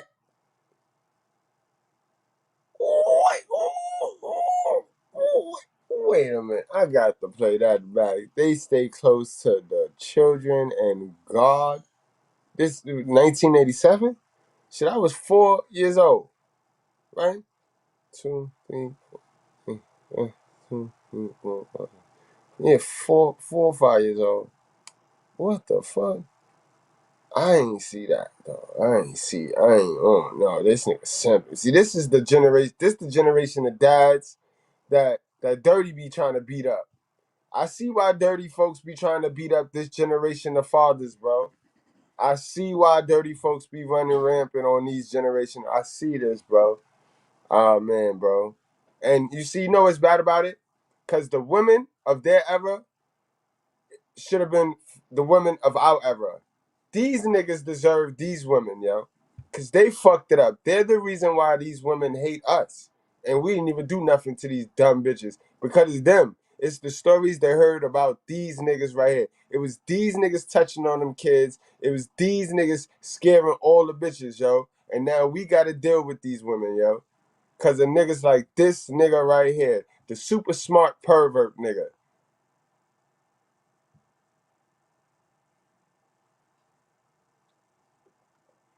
Tell you the crying may avoid suicide later. But as a result of European men not crying, European men commit suicide more than anybody else. Black men who want so much to be like European men are very close second. European women are third, and the most sane person in America, she don't make no money, but stay close to God. He said and the her most children and sane Black person women in commit America. suicide less than anybody else. Give yourself a hand clap. Yeah, I know why he pandering. I know why. If that's the case, I know why they commit the deletion less than anybody else. Because they the ones causing it. They the reason why the leaders are deleting. Wow. What a panda. I don't believe that. In other words, if you think that money is the source of all your happiness, they make more money than anybody else. But they obviously are not happy. In other words, money may not be the key. Putting God and your children first may be the key. Poorest people in America commit the less amount of suicide. He's daydreaming. He's going back to the 70s. He's talking about the times that it used to be. He's dreaming. He's hoping. He's reaching. But I know by 87 it was not. It was nothing like 67. So cut it out, bro. You talking about 20 years ago. But he is right. The only key point he says, when you remove away from Holy Spirit, when you remove away from God and I mean, and the spiritual aspect of religion, you know what I mean? Not so much religion, but the spiritual aspect of it. When you move away from that and the morals, ain't nothing good gonna come from that. Nothing good gonna come from that. First thing men are taught to do is not to cry. Second thing men are taught to do is to ignore pain. Got hypertension? Shake it off. Cancer? Shake that off too. Monday Night Football. Walter Payton goes off the field with a busted knee. Comes back on a half hour later and the Holocaust sells us. Oh, what a man. The man was crazy to go back on the field. But see, men are taught to be macho, to ignore pain. Not women. When women's finger bleeds, to the doctor's office. Women take care of themselves, but not men. You know, it's gotten so bad that studies have now documented that when men are married, they live longer. That's an insult to my intelligence. It means that I cannot live long by myself. I gotta leave my mama and go to my wife. Because if I don't, I'm probably gonna smoke cigarettes, drink liquor, and eat a lot of pork on the streets. But with women, annual checkup, that's what they encourage men to do. Drink a regular amount of water and eat a salad on a regular basis. What am I getting at? European women say they're so oppressed. European women live to 77 years of age. Black women live to 75 years of age. European men die at 69 years of age, and black men die at 64.8. Albert, you and I die before the first Social Security check. That law needs to be changed to lower it for us. We aren't living long to collect on the payment. This is sad. I'm gonna die 10 years. Guys, those numbers are different now, guys. Y'all do know that women are dying at a higher rate than men. because of obesity and glutton. I mean, glutton has savaged it's closing the gap. I mean, it's closing the gap fast. These chicks done ate themselves to death. Word up. They're not as healthy as they once was. So they're not gonna outlive us. As long as you maintain frame and keep your body, you know what I mean? Drink your water, you know what I mean? Keep in shape, you're gonna be all right. We're gonna outwork them. Here, for my wife, this is not theoretical. It's not just my son here.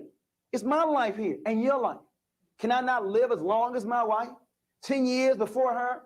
Men are first of all taught not to cry.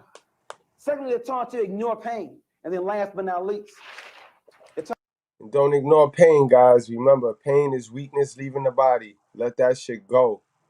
Let it go. A lot of y'all niggas want to go through shit and keep that pain in y'all. That's stupid.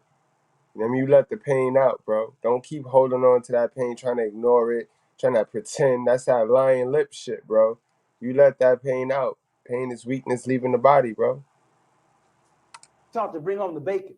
Was I say as a vegetarian to bring home the fruit and the vegetables? In other words, to bring home the money. Ronald Reagan knows this. Rockefeller knows this. That the best way to destroy black men is to deny them the opportunity to work. You know what I'm getting at, because Bill Moyers didn't tell you that was Vanishing Black Family documentary. 1 of every 3 marriages in this country, black or white, ends in a divorce in 18 months. Now, you see, it used to be if you got divorced, something was wrong with you. But when you have a stat this high, something must be going on in society. I now want to explain what that is. When America believed in agriculture, America believed in extended family. When America believed in the factory, industrialism, America believed in the nuclear family. But now that America believes in the computer, now America believes in a single parent family. Make sure you see my analysis. Bingo! And usher in the single mother. This is why we promote single mothers so heavy, guys. Then you got your answer for that. When you want to learn, why the fuck when it dawn on you, like, why? Why the fuck is we promoting single mothers? Why is the women that marry with kids doing they virtuous, they Proverbs 31 thing, why they don't get shine? Why do we promote? Look, we in the computer era where it's more lucrative to have the single moms running the show. When the economy changed, the family structure changed. There was more than love in these relationships. There was some money involved here. Our grandparents worked the fields together, had economic reason to stay together, and so they did. In the factory, man works in factory, woman takes care of children. Economic reason again to stay together. But in this new economy, where you now have women working just as much, if not more, than men, you now hear women telling men, I don't need you. Got my own job. Do what I want to do when I want to do it. And we are now doing it very well. All right, so then you just contradicted your whole statement from earlier then, bro, because you was dead acting like the men were bugging, like the men were wrong for saying that they can't find cooperation in 1987, bro. You know what I mean? So I see what you did here. You had an audience, you had a mixed audience, so you pandered a little, you tickled some chins and shit. You got the information across, but you tickled some chins, bro. And by ourselves. You know the #1 song in America a couple of years ago, Ain't Nothing Going On But the Rent. If you want to be with me, you got to have a job. It's all about money. All right, so then what? All about money. When the economy changed, the family structure changed. And so now we have a lot of people making plenty of money and lonely. Facts. That place money before family. That's facts. You see, black men want to do what white men do. Buy their family a house in the suburbs, 2 cars, and once a year go down to Orlando for Disney World vacation. And when black men can't do that, they don't feel they're worthy enough to stay. Now you see, the problem is there are 2 responses black women can give to black men when they're out of work. Now the first response some women say is, well, if you ain't working, you got to go. If you ain't working, you got to go. That's the mistake. Because black men don't hire nor fire, nor control the means of production. Now, before black men say that's right, brother, you tell them, please, brothers, quit assuming that black women took our jobs away. Because black women also do not hire nor fire. We are being played off against each other for some crumbs. We recommend the second response. For black women to say to that man, well, if you ain't working, can you at least go back to school? Can you at least learn a skill? Or at least make dinner or wash dishes while I'm gone? But the problem is... Bro to the pro. Now, this was in 1987. This was a conspiracy to destroy black boys in 1987, and he just going over the list. He just going over a list, a timeline of how the money changed everything. The money changed the family structure. First, the family structure was good when we was in the agriculture era. Then we went to the industrial era, it was still good. And once we went into the computer age, that's when it was more lucrative to have a single mother household. There are very few black men that look to black women for definition of manhood.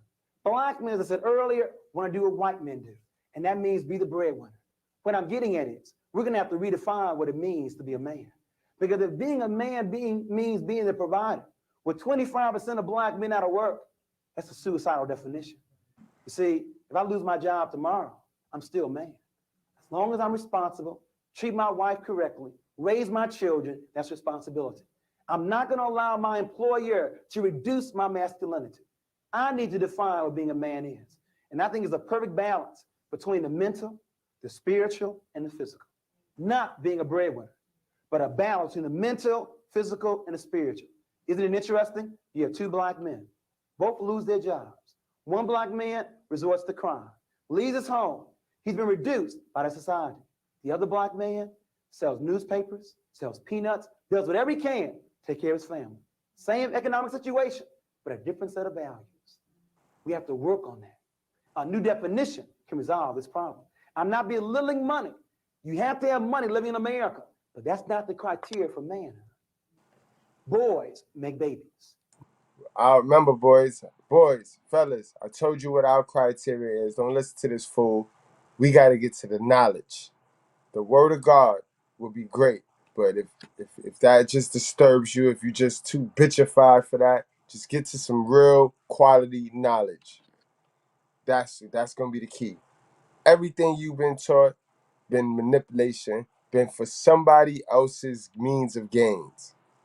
Do that make sense to you guys? Men take care of them. That's the definition.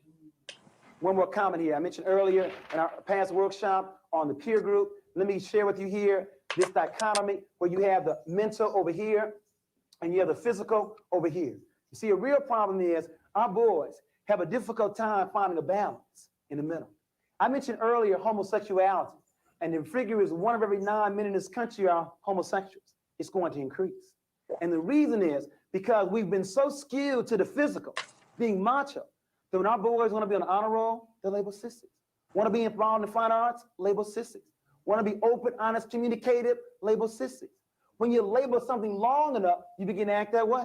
So you have the homosexuals over here, and you have the athletes, the machos over here. Tremendous dichotomy between these two. We have got to find. Ain't it funny, guys, that I tell y'all all of the time? Remember, I say it different. I say if you not shoot 'em up, bang, bang, or LGBTQ, there's nothing for you in our society, right? You see it. You know what I mean? Our society caters to either end of the spectrum, but not to the men that don't want to choose those two extremes. It's nothing for us. Some men that can teach black boys and Hispanic boys the balance between the physical and the mental. There's simply too much pressure over here. It's hard to find the balance, and women can't teach this. Only a man can do this. We need more black men who can do both of these areas. Physically balanced and mentally balanced. And spiritual in the middle. Comments, questions about what is a man? We've been looking at male behavior. Any comments or questions? Yes, Gwen? Explain what you meant by saying women raise their daughters. We're coming to that, Gwen. Matter of fact, I think it's probably the next point. Matter of fact, it is. Praise the Lord. Let's go to the next point. See, we were looking at the active conspirators, and we were looking at what the effect that causes on us in terms of male behavior. And we may not be able to control or to change Reagan, Rockefeller, Weinberger, but your question we can change. We can look at some mothers. And I said some, not all. The rumor is that some mothers raise their daughters and love their sons. My boy always loved his mama. 40 years of age, still went home with you. That needs to stop. Your boy is not yours. He is a future husband, a future father, and needs to be raised that way. Now, what do I mean by raised? Teach your son how to cook. to make up his own bed, to clean up his own bathtub ring because you raised your daughter. On the honor roll every marking period. Goes to church with you every Sunday. And she can cook, sew, iron, and clean all, but then we have your son. Ain't never seen an honor roll. He plays basketball all evening long. Never goes to church and can't boil a hot dog. The rumor is we have some, not all, raising their daughters and loving their sons. Now, I know the historical reason. The historical reason is our societies always try to destroy black men, the lynchings. So black mothers always want to overprotect their sons. What's the reason today? I know the KKK is on the rise, but what's the reason today? Is it because your own black man didn't stay? You now replaced your man with your son? Your son is not yours. He's a... That's exactly what happened right there, bro. That's exactly what happened right there. You're on the Okay. This might be repetitive, okay? But listen, all your life, you heard dumb shit from your mother, your aunties, your uncles, etc. Close your mouth and open your ears. That's all I ask. The future husband, a future father, and needs to be raised that way. Quit telling these 9-year-old boys they the man of the house. Ain't no 9-year-old boy ready to be no man of the house. But because you told him that, he now begins to wonder. When you then bring over your man for the evening, Mom, I thought I was the man of the house. Why? And not even that. You telling me the man of the house, and then you strip him from really being the man of the house, because when he check your ass, you, fix your tone. Remember, go back to our 10 list, guys. All that shit come in. Because remember, you couldn't check your mother. You couldn't tell your mother anything. You couldn't, even if it was true. Even if you were saying it nice. Oh, you being disrespectful? Oh, you smelling yourself. Oh, I forgot to put one. I forgot one, guys. How did I stop at... How many of y'all ever heard, you smell like the street? You smell like outside. You know what I mean? That was another emasculation tool. Like, what the fuck you mean by that? Why are you bringing him over? You can't have it both ways. If he's going to be the man of the house, quit bringing your boyfriend over on Saturday nights. You know what's sad, though? These brothers think what they can do with their mamas, they can do with their teacher, their coach, and everybody else. In other words, living at home with you in $100 pair of gym shoes, $80 pair of a Gucci handbag. In other words, these boys have mastered how to manipulate their mamas. And they think what they can do with you, they can do with everybody else. Only to find out what you let them get away with, no one else does. That's a fact. Then when they go outside and they get their feelings hurt, you know what I mean? They either gonna go to either end of those spectrums, but they're not gonna go to the balance. They're not gonna be a man. They're gonna go to either end of those spectrums. In other words, 90% of all teenage pregnancy programs counsel the women. We have teenage pregnancy running rampant. But as far as the last time I looked, it took 2 to make a baby. But 90% of the programs let the brothers off the hook. The real question is, who is going to teach black boys to be responsible? And you don't start when he makes a baby. In other words, the real question is, who's going to teach black boys to be responsible for his personal hygiene, for his clothes, for his chores, for his room, for his siblings, for his allowance, for his studies, for his toys, for his schedule, and then his sex life. You don't start responsibility at 16. It starts very early. For example, when I was growing up, my father opened a mutual fund account for me. And every year on my birthday, explained to me, this is how much money you have in your account. But if you make a baby, all your money is going to take care of your child. Should it be any different? If I enjoy making it, shouldn't I also take care of it? So my oldest son, who was 15, I've been doing the same thing with him, the 9-year-old and the 15-year-old. And that's a fact. And this is good. This is good information for you youngins. You know what I mean? Remember, we're in a technology era, and it's not smart to have babies in the technology era, but I can't tell you what to do with your life. You know what I mean? Wrap up, strap up. But guys, be very careful, yo. Because ain't nobody teaching you this. Ain't nobody teaching you that is slavery, bro. Remember, modern woman equals slavery. So he told me last year, he said, Daddy, this money looks so good to me. I've just decided I'm not ever making me a baby. I'm keeping all my money to myself. But the point is, the boy understands responsibility. He understands if I make a baby, you will take care of it. There are mothers who know their son impregnated some girl on the same block, and they say, well, you know, boys will be boys. They will. That's a fact, yo. We're getting coochie come great responsibility. You always got to remind a youngin of that right there. If you're not trying to have kids, then wrap up, strap up. You know what I mean? Word. And I'm I'm an advocate of that. You know what I mean? I talk my shit about these dummies because they control access to sex. But fellas, stop falling for they bullshit, bro. Stop falling for they bullshit, yo. You cannot.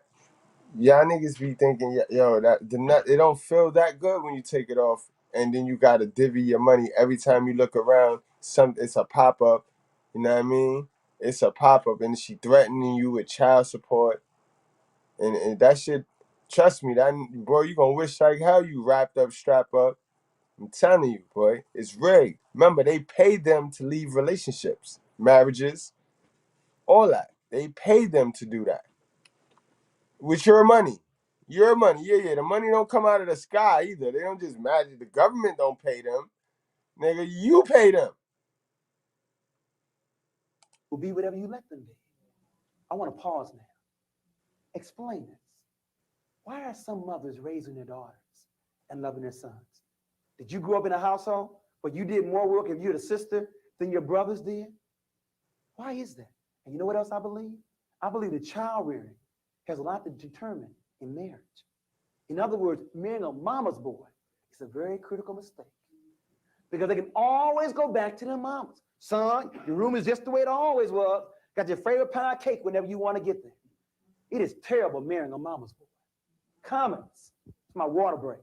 Give me some feedback on mothers with their sons. What do you think of my analysis? It's devastating. You can't say nothing. Ain't no hands raised right now.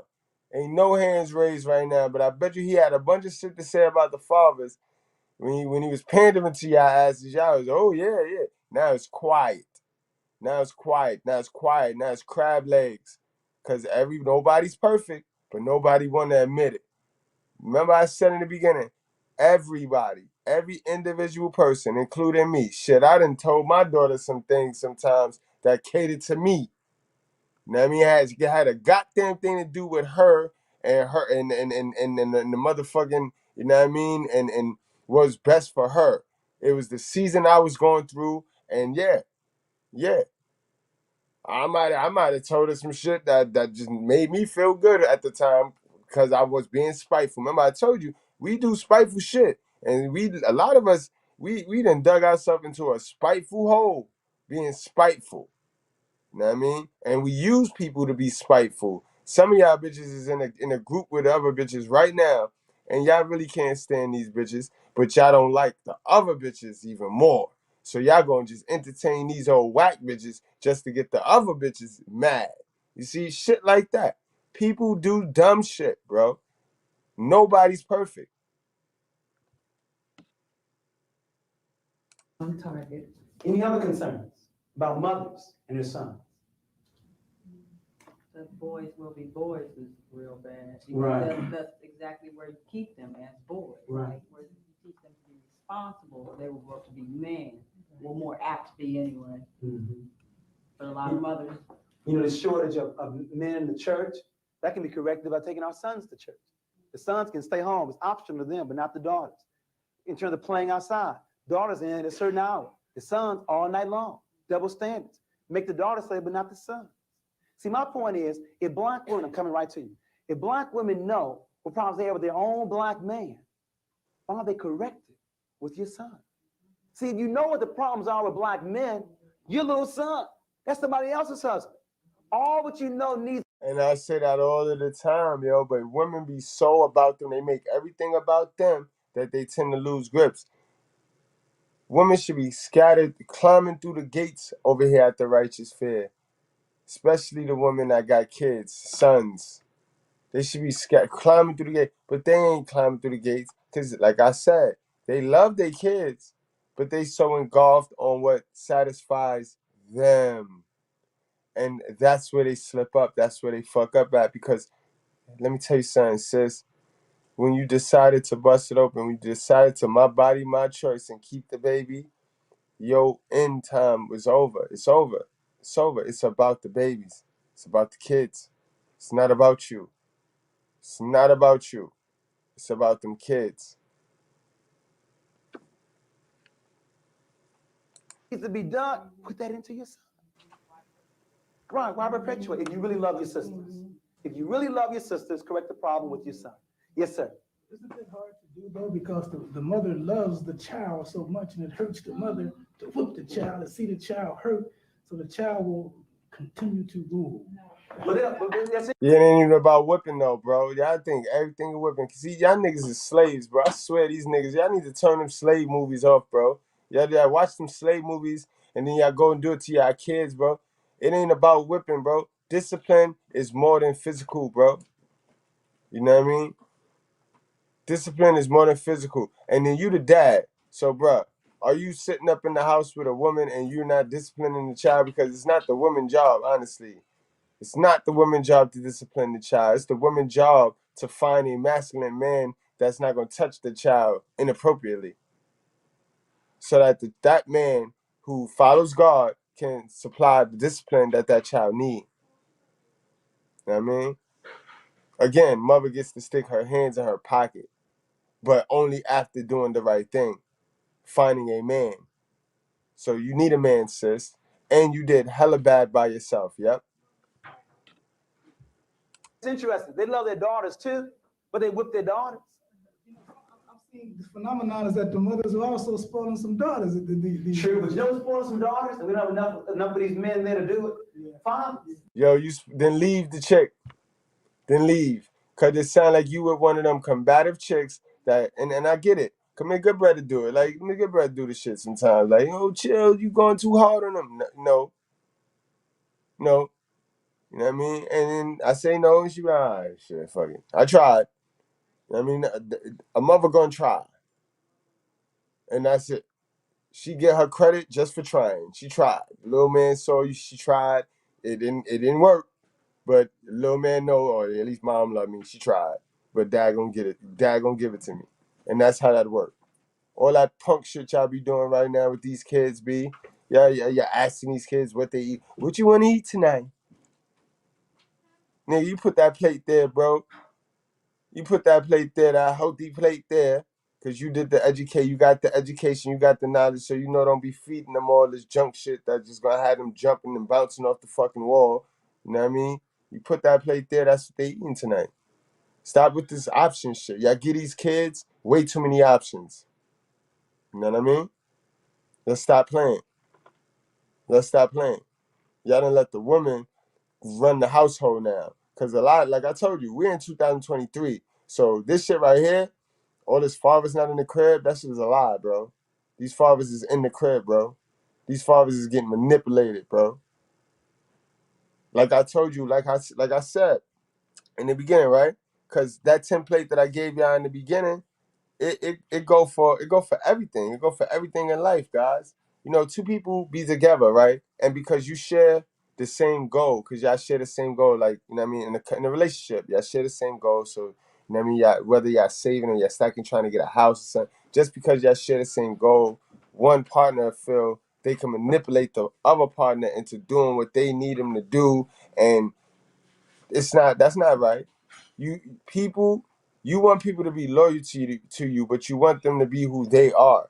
So just because y'all are together and striving for one accord, don't mean you get to manipulate the person. And men and women do this shit. Mostly women do this shit. I've seen women do this shit, manipulate a nigga right out his socks.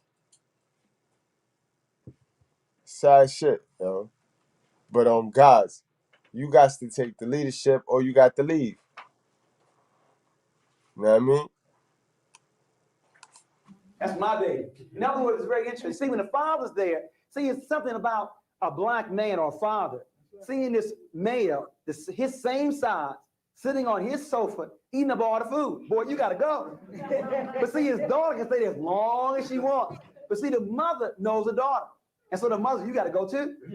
See, mothers make the daughters go, and fathers make the sons go. But when the father's not there, there's nobody to make the son go. Yes, one more, then we gotta go on. Yes, ma'am. I also think it has something to do with the norm. That's a fact. And then you'll see a mother, right? You'll see one of these attention-seeking mothers on social media. You know, the ones that post all this sorry-ass shit for attention. You know what I mean? You'll see one of them talking hella shit and got a whole grown-ass son on their couch, but they talking hella shit about what man don't build and what jobs men don't got. But when she go live, you see the little feet and the toe on a couch. That's her son right there, struggling to find a job, putting in applications and seeing how the system is against the man. But the whole time, his whole hell of a mother is on social media bashing black men. You see how that work, guys? Don't fool it. Don't be fooled, bro. Know what's going on, bro. Be emotionally intelligent. Because that's what's going on right now. I'm telling you that's what's going on. I see it every day. That are set in the system too. And we try to emulate those as Black people. Saying, for example, I was brought up on a farm and everybody worked together. But then in society now says the male has a role, the girl has a role. So the parents. Great point. Great point. Face facts. I do you one better. Face facts. How about this? Face facts. The mother is letting the daughter stay and move the little simp boyfriend in so that she can now go on the daughter's case and budget. So, because it starts all over again because the daughter is younger. That's how they pimping the system. You know what I mean? That's how they pimping the system, guys. Be advised. That's how they pimping it. You know what I mean? And this is why they don't really like the boys, because the boys lose money. See, now, when a son get thrown on child support, after a mother done collected all the child support from a man, and she have this son who she ain't teach shit, he gonna go out there and all that money she collected from that man, she giving it back. She giving it back. That legacy is giving it back. So you really got a bunch of Black families sharing child support from generation to generation. That's where the Black wealth is in the Black community. The Black wealth is in child support getting shared through family to family, and each family fucking the child support up. Ain't nobody really knowing what they doing with this child support shit. You know what I mean? They all fucking it up.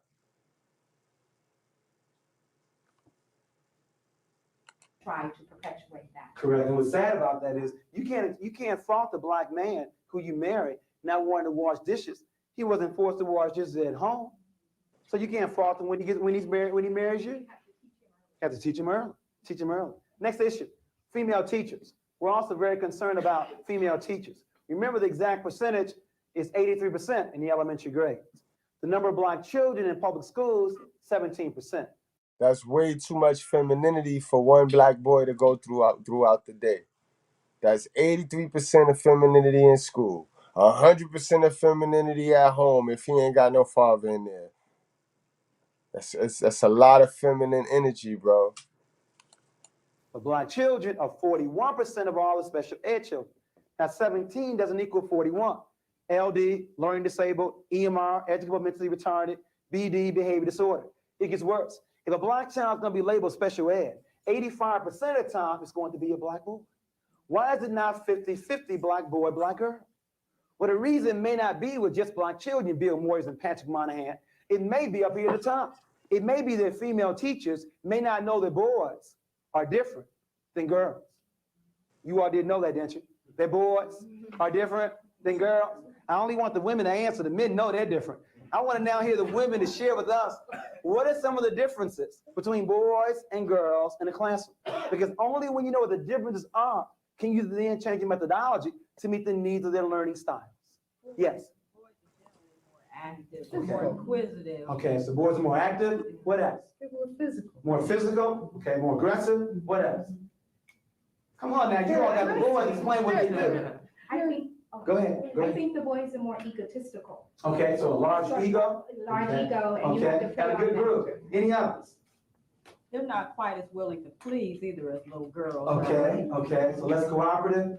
And we just want to add a few more because of time. To reinforce, we found the boys are more aggressive, are more athletically inclined, have a shorter attention span, a slower maturation rate, as you said, are less cooperative, are larger than the girls, influenced more by their peer group, more advanced gross motor than fine motor, not as neat as girls, are louder than girls, like wearing hats on their heads, have a different walk, have a larger ego, and last but not least, play the dozens more than girls.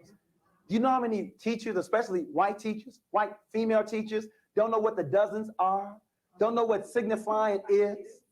Now remember, we live in a world controlled by men. Males want to find out who's the best, or as they say, who's the baddest. Now remember, in school, the rule is you can't fight, but they still want to find out who's the best. They create a new game called dozens, signifying. It is a verbal word game of the most prized person in the Black community. Now, who's the most prized person in the Black community? Your mama. We're going to talk about your mama right now. I saw your mama on the railroad track, looked at her and said, ooh, get back. It's a verbal word game. Now, the game is designed, it's a verbal word game of the most prized person, your mama. Now, if you break down and start fighting, you getting kicked out of school, so I automatically win. If you break down and start crying, again, I automatically win. Now, before I go on, do you know how many Black boys have been suspended or placed in a special area because they were playing the dozens? Do you know how many teachers don't understand those same two Black boys who were playing the dozens, really getting down on each other's mamas, were the best of friends 2 seconds later? They didn't understand the culture. Now, don't misquote me. I'm not condoning the dozens nor Black English, but they both exist. And if you want to move a child from one to the other, it may not be what you say. It may be how you're saying it. In other words, Black English, first day of school, 5-year-old girl walked into your classroom, speaking what she heard, Black English. When you condemn the language, you've done more than condemn the language. You're now destroying the child's self-esteem. Oh, it's true. It's damn true. Legitimate rules to it. And if you want to move a child from Black English to standardized English, you don't condemn him. You make him feel good where he is. If you went on Albert, there's some skills to playing the dozens. I'm a former teacher, and I had some very good dozen players. There's some skills to playing the dozens. First of all, you have to have an expanding vocabulary. You have to have the ability to make words rhyme. You have to have quick thinking skills. You have to be comfortable with public speaking. And I knew that. So I used to tell Willie, my best student, Willie, if you were that good playing the dozens, making words rhyme, vocabulary, all alike, I want you to be the MC at all my programs. I want you in my drama department or my spelling bee team. In other words, I stroked him. I made him feel good where he was. And then he was willing to give me those skills in my classroom. But the real issue is, do we let these boys know we respect their culture? Because if you condemn it, they will fight you every step of the way. And you know what else they will do? They will also fight you in what we call the showdown. The showdown between Black boys and female teachers. You see, Black boys don't know when they're men. And Black men have not made it clear to them when they become men. So they think taking a female teacher one-on-one is going to make them a man, especially around 4th grade. From 4th grade on, they want to find out who's in charge of the class. It's called a showdown. Yeah, and it's called the showdown. And again, that same template, guys, our template for tonight can be used to this. Now, like I said earlier today, you got a lot of dudes running behind this big homie. The big homie, he love you. He got your back. He loyal to you. He may be a good fighter. You know what I mean? You get your ass in some trouble. You need a little Uda. You hit him up. But why is you going to big homie for relationship advice when big homie ain't got no bitch? But because big homie love you and because big homie will fight for you, you'll sit there and let big homie give you some advice that pertains to him that's not for you because he's in the period of season of his life, and now you running behind big homie, and now you got Dumb and Dumber. Dumb and Dumber. And again, this comes from us being attracted to shiny suits, shiny shit. You know what I mean? We do the same thing that the women do when it comes to this template, guys. We got to start critically thinking for ourselves. Not everybody that love you is going to give you advice that's for you. Get that through your head. You're a hell of a mother, especially. There are numerous options in the showdown between a Black male and a white and a female teacher. Showdown number 1. She said, sit down, very unassertively. Well, Willie may sit down, but it may be late on in the afternoon. Willie wins showdown number 1. Showdown number 2, she responds to Willie some of the time, but not all the time. She's inconsistent. Well, I believe Willie wins each one of those she does not respond to. Showdown number 3, she said, I'm going to suspend you or place you in special ed. Well, he may lose to the assistant principal or special ed placement, but he did not do what she said. He wins showdown number 3.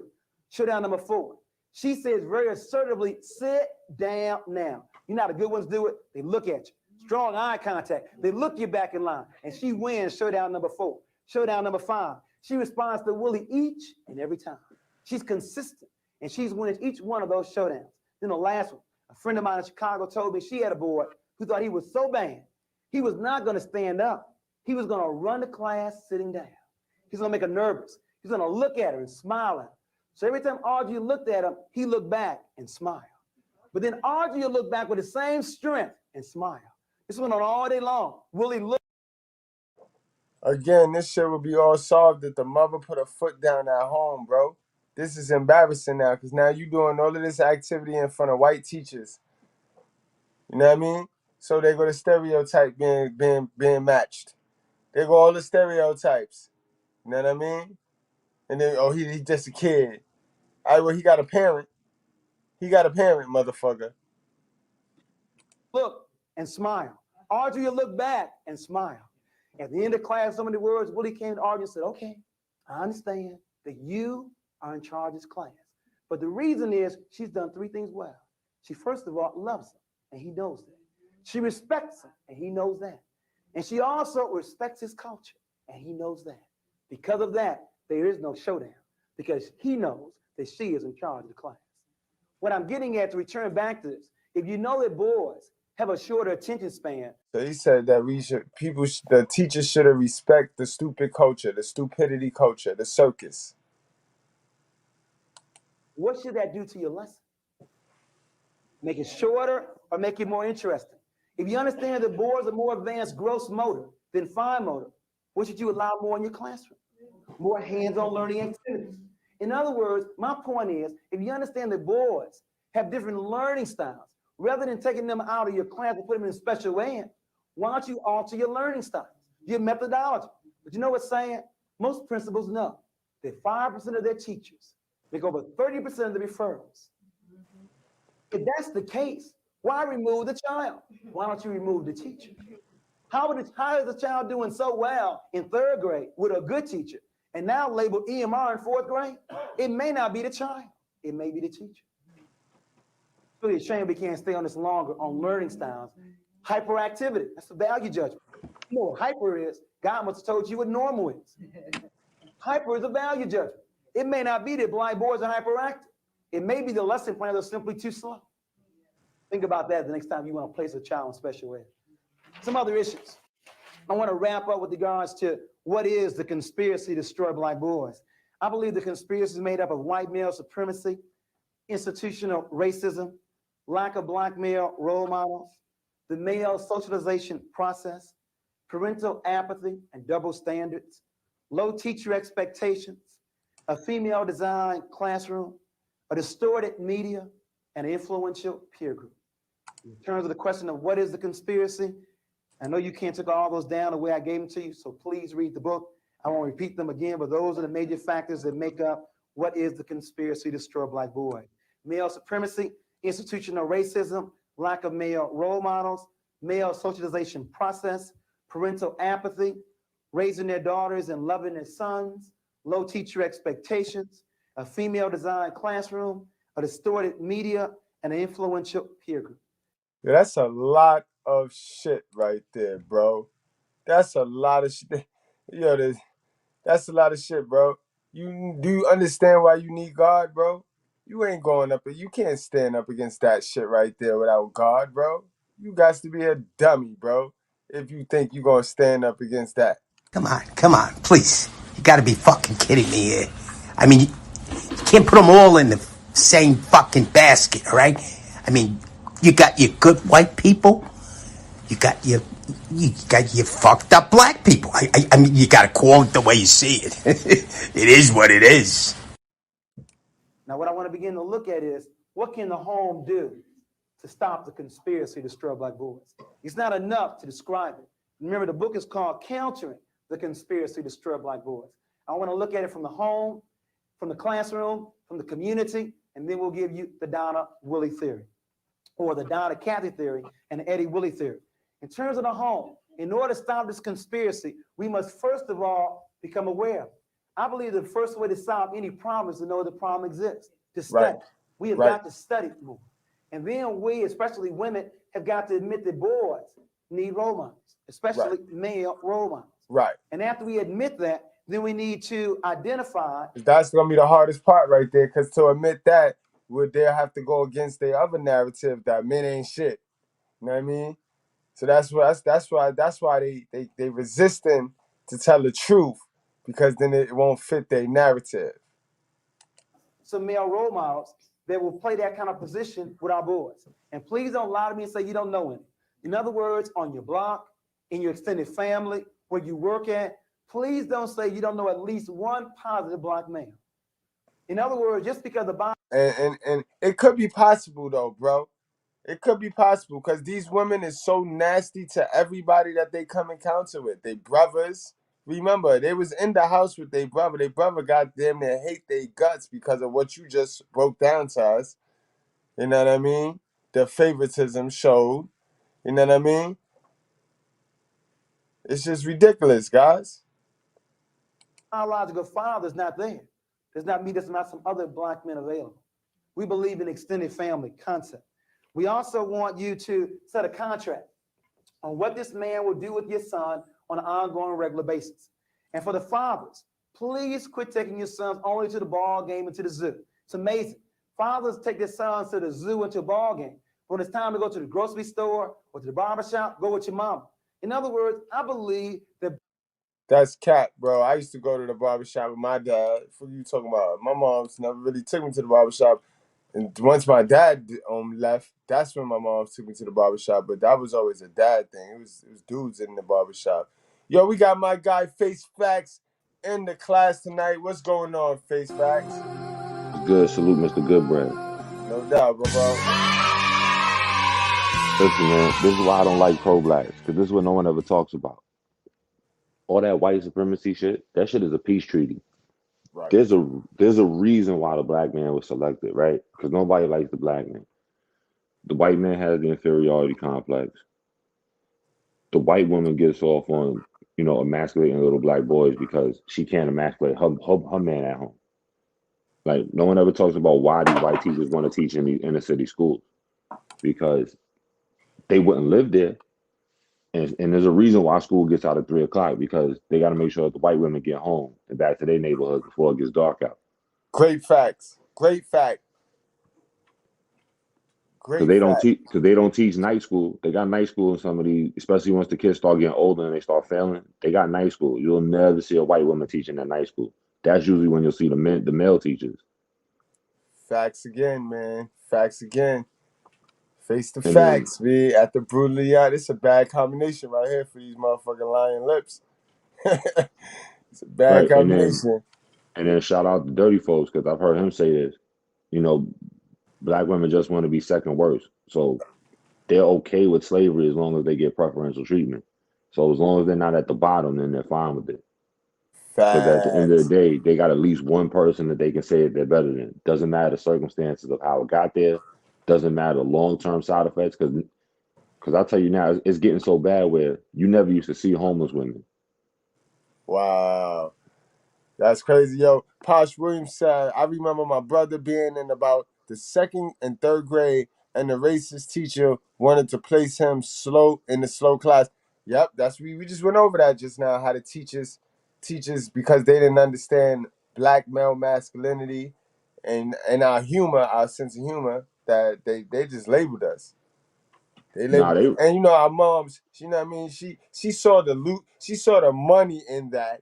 She saw the lucrative aspect in that, and you know what I mean, she just go along to get along, because now it's fuck your best interest. It's gonna cater to satisfying what she need to be done, and she need the bills to be paid and shit. She can feed you some Ritalin and put you on the check and you get a check for the house, shit. Nigga, she been took every one of her kids to that same teacher. But that's a whole nother live. We got Bro to the Pro in the class. What's going on, bro?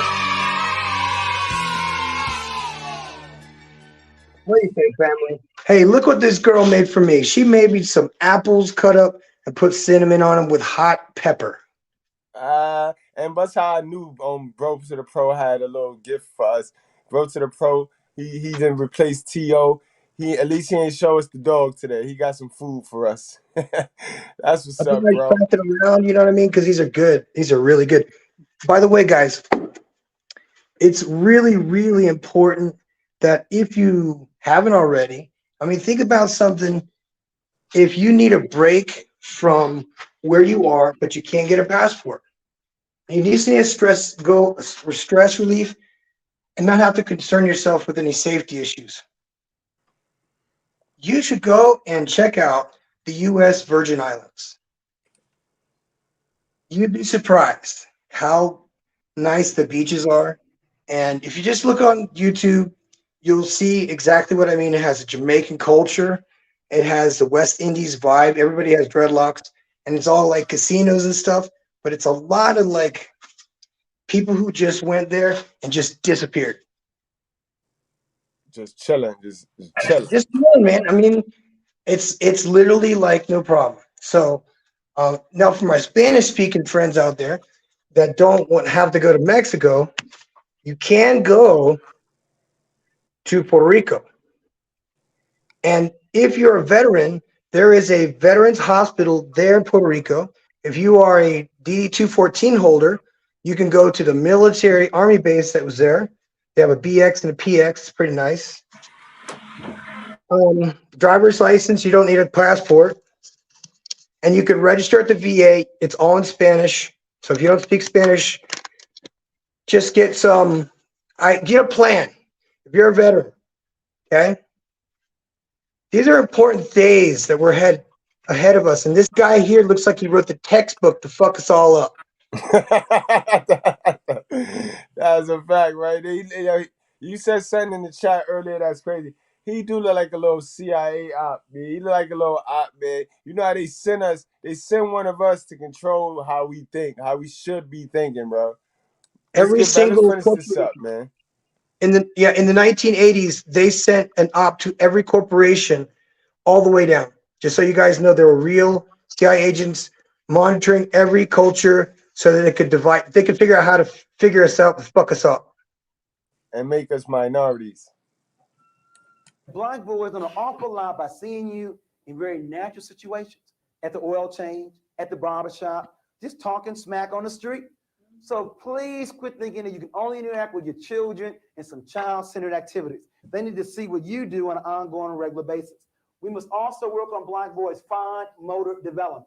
In other words, early on in kindergarten, we're labeling Black boys as being behind because the girls work with crayons, pencils, and scissors. The boys have been working with trucks. We have to work on Black boys' fine motor development.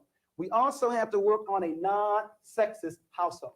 In other words, teach your son how to cook, how to sew, how to clean.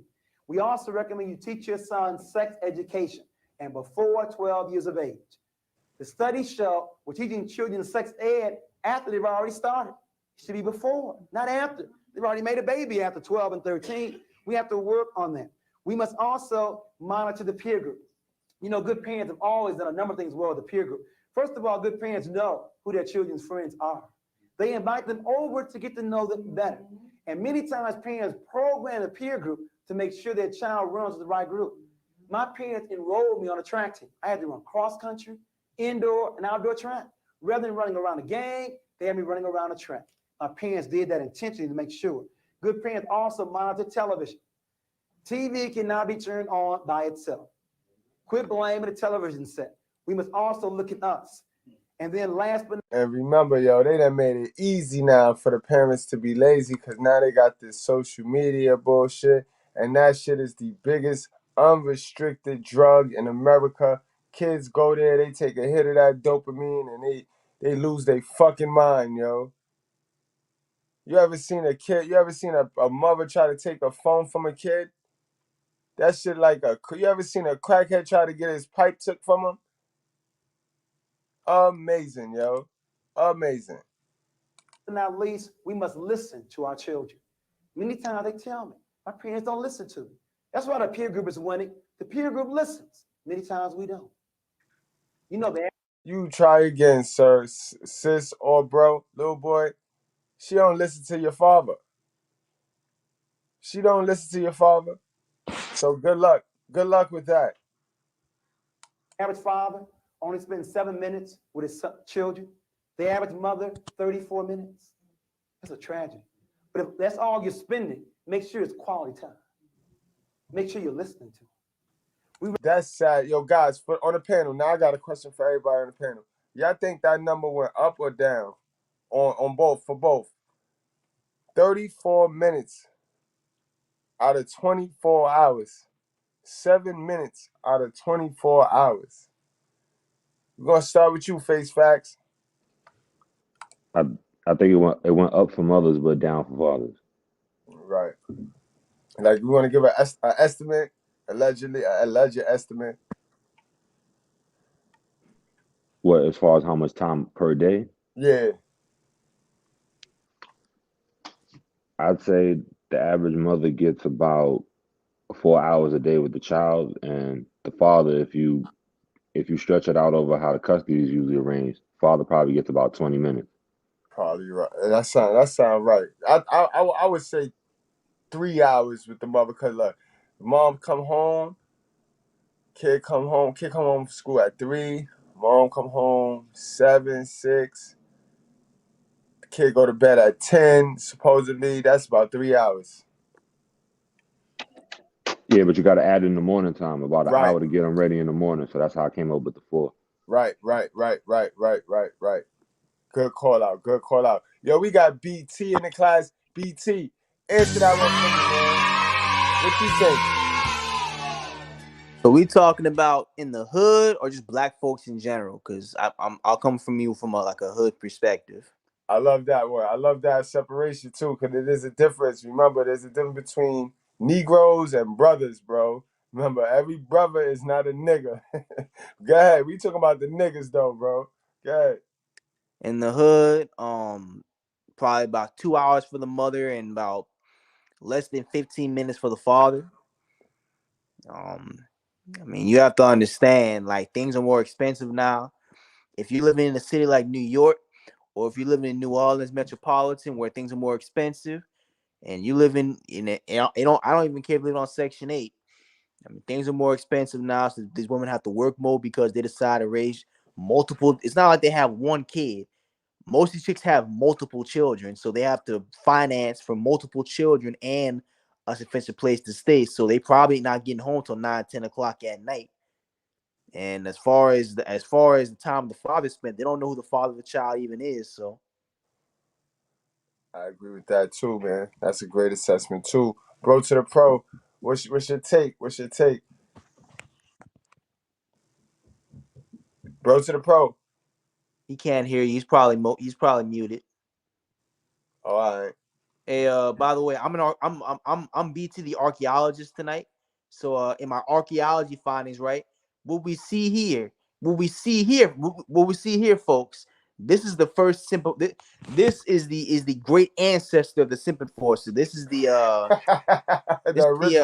this is the OG Simpin Force. This is this is the nigga who used to dance the good times and stuff like that. You know what I'm saying? It's the OG Simpin Force. Crocky. It's an OJ Simp Enforcer. Facts, though. Facts. Finish this up. Recommend these strategies for the home. For the school. We recommend. Can I tell you something? First of all, again, we always believe in study. We must first of all become. Can I tell you something? These were the dudes who were the first ones to talk about how women didn't like nice guys. These were the first dudes to say that shit. These were the dudes who would approach the Foxy Loves and who was another bad chick back in the day the Whitney Houstons of the world back then, they'd approach these type of chicks who obviously didn't like they types, dressed just like he dressed right now, all tight knit and all goofy and lame and shit. These were the dudes who started that whole women don't like nice guys, they like thugs. And the thing is, they'll say shit like this, but the thing is, they'll be the first ones to throw niggas like us under the bus because we see through the feminism bullcrap. Right. Right. Aware there's a conspiracy to destroy black boys. After that, we must increase male teachers. My first desire is to increase male staff. My second one would be those in the upper grades, at least for 1 year, to teach in the lower grades. In other words, what I recommend is that we have more black men before fourth grade, or at least in the intermediate division. In addition to that, if we cannot get this, we want more black role models coming into the school. If we cannot get them on staff, the least we can do is invite black men in. I encourage black men to volunteer in your local school because the men are not there, so we need to have you there. In addition to that, we also want to change, some of the changes, the triangle, to change the methodology, to begin to use a right brain learning activities. In other words, more hands-on learning objects in terms of fine arts, artifacts, pictures, and the like. We also recommend that we emphasize academics over athletics. We must give more glory to academic achievement than we do athletic achievement. Mr. Goodbright, could you pause it right there? These are the strategies we recommend. Yeah, I wanted to add something, right? What he's doing is he's being intellectually disingenuous because what he's leaving out is there used to be predominantly male teachers, but that was before the schools were deindustrialized. Once they deindustrialized the schools, that's when it became a predominantly female, based teacher, where because you had men teaching industry. So what they did was when they passed all those so-called civil rights movements, which was really for white women, they deindustrialized the schools, and everything became an indoctrination camp. And teachers don't make money. With the way the economy is structured, men are not going to flock to be teachers because they can't support themselves and households because school teachers don't get paid enough. Perfect bring together right there. Perfect. Yeah, make sure I hit that like button, man. Y'all make sure I hit that like button. Y'all getting quality information, bro. No gray area. It's no gray area over here, man. He know damn well why that second thing that he wrote, it's a pure reflection on the fact that the overall system don't want men with jobs. And for the school to one, study it, increase male teachers, increase role models, look at a right brain learning style, and emphasize academics over athletics. Even the role models is capped too, because come on, who's stupid? The role models work for the government. The role models is in Hollywood, so they're pushing the biggest. They're pushing their agendas. The minute we let the role models in the school, we started this LGBTQ shit. Peep game. They're gonna do whatever they check, get cash, and it's signed for. That's what they're gonna do. Lastly, for solutions, we also want to look at the community. The community has a program Mr. Goodbright, I destroy wanted to black add boys. something real quick. We must have one. Mm-hmm. I don't like that word role model, and that's how you can tell this dude is CIA. You don't need someone. You don't need someone to model the role. You don't need someone to model the role if you have somebody still filling the role. Because if you have family structure, your role models come from your uncles, your fathers, your brothers, your cousins, if you have a solid family structure. But when you got women leading the household, all of that shit breaks down. Oh my God, yo, you telling the truth, bro. Don't you be saying that. If Massa finds out, he'll kill you. All right, You telling the truth around here? Shh. You guys, watch your you guys want to hear a conspiracy? Yes, sir. Good bread. I got a conspiracy for you. Oh, you got a This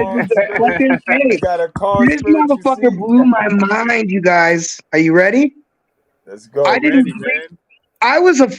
You know what? I have some topography training. Okay, I got some map skills, things like that from the military. I'm not gonna say I'm an expert, but some maps were found, and maps that were showing parts of places of Ohio that were built up way, way, way before there was supposed to be anything built like that, like monolithic level, like beautiful building. And these things were covered with mud up to probably the 4th floor.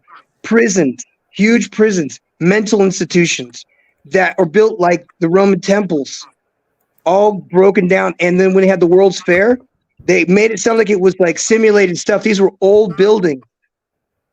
Now, here's the fucking crazy part. This is where the conspiracy ties in with the black community. How many of you guys have ever seen antique photos of some of your great-great-grandparents really well-dressed? Like in gowns. I ain't never seen no shit like that. Okay, I didn't either. I had never seen any before until I went to a place. It was right outside of Atlanta, and they had huge tall ceilings. I was about 9 years old. This lady was an old black lady, and she had photo albums of old photos of black people that weren't slaves. These were people that were like, if you and I were millionaires, you would say that their families were like royalty, literally. And all of them were vanished. And you know what the date was that they all vanished? The last date right before the suspected disappearance of whole civilization and history.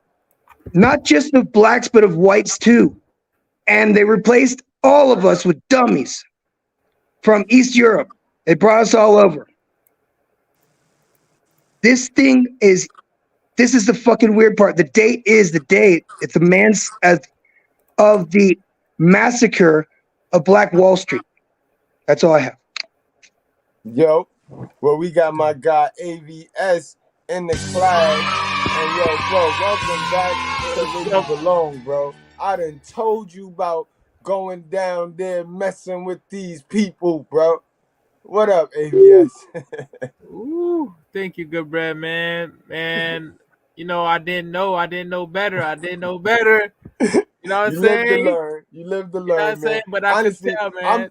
I'm jealous because you were giving a great old spill over there. I'm like, this motherfucker don't come to the School of Common Sense with this much knowledge and shit. He always playing over here. He was over there all professional and all, you know what I mean? You wasn't pandering, but you was very well. You know what I mean? I was like, all right, damn. Well, why they picked the wrong day to fuck with him? He not even doing what he normally do. But in any event, man, welcome back to class, man. What do you got for the night, man? Yeah, man. Like I said, most of these persons are working for this. Just like Daniel just said, they're working for the CIA because they're industry plant. They're here to play with our minds and change the narratives and make what they call culture, which is in itself is not true culture. It's just a form of control, right? Where they make us act, you know what I'm saying, like dummies, you know what I'm saying, like monkeys and dummies, just so it can fit their narrative, so it can fit them better. Because the more we are dumbed down, the easier we are to control. And he said something about that I've analyzed. He said something about why does I agree that he said that little boys need masculine figures, but why did he said that even if women don't have the father at home, they should look for a man to, you know what I'm saying, to be a role model for their son? And I think that this is where the mental gymnastic, that mental brainwash about came from to these women. Now we have this problem with modern women, and it started with their great great grandmother, where their great grandmother were looking for a guy to be a father to their kid. And this is where you got that, you got that stepfather, you know what I'm saying, stuff going on. Facts.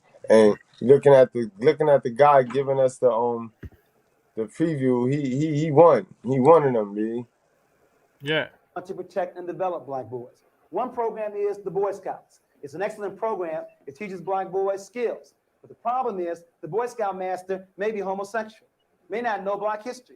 The Boy Scouts may be nothing more than a junior army, but it's an excellent program. It teaches black boys skills, but it may not do anything. How you gonna say, but it's a good program after saying all that shit that was negative? Yeah. That's Another what I'm program is saying. Big Brothers, an excellent concept. It gives black males a role model, but the big brother may be homosexual, may not know black history. If so, the conspiracy is going to continue. What we recommend is you blend Boy Scouts skills, blend Big Brothers role models into an African program called Simba, S-I-M-B-A, Simba. It's the African word for young lion. And we now have 17 Simba chapters across the country. These are programs where black men are not talking about the problem, they are working on it. These are black men who organize themselves to work with black boys, to teach them skills, give them a role model, teach them black culture, and the major objective to go through the rites of passage into manhood. At my church in Chicago, we have a Simba program where in February during Black History Month or during December during Kwanzaa, we take our boys who've gone through our criteria and through a special ceremony called the rites of passage. I repeat, you have some black men talking about what they're going to do. You have some black men organized to begin to work on that kind of issue. We recommend Simba. It blends all three of those together. Closing point, and then we'll open up for some questions. Donna and Kathy, I mentioned at the very outset that one of every two husbands physically abuses his wife.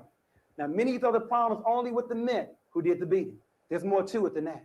You see, any respectable woman will make it very clear to her man, you put a hand on me, and either I'm leaving or you better not go to sleep. There are two kind of women in America, and they go by the names of Donna and Kathy. You see, I sincerely believe this. I believe that men know who to beat and who not to. I believe that. And I believe that men are not going to respect women until women, first of all, respect themselves. And All right, so now I want to add something here because I believe in them two women right there too. But I call it Lilith and I call it Eve. Yeah. All right. So now let's see which one is Eve and which one is Lilith. Is Donna the Eve and like we're gonna see right now. there are two kind of women in America, Donna and Kathy. Now Donna feels very good about herself. She would like to have a man. She don't have to have one.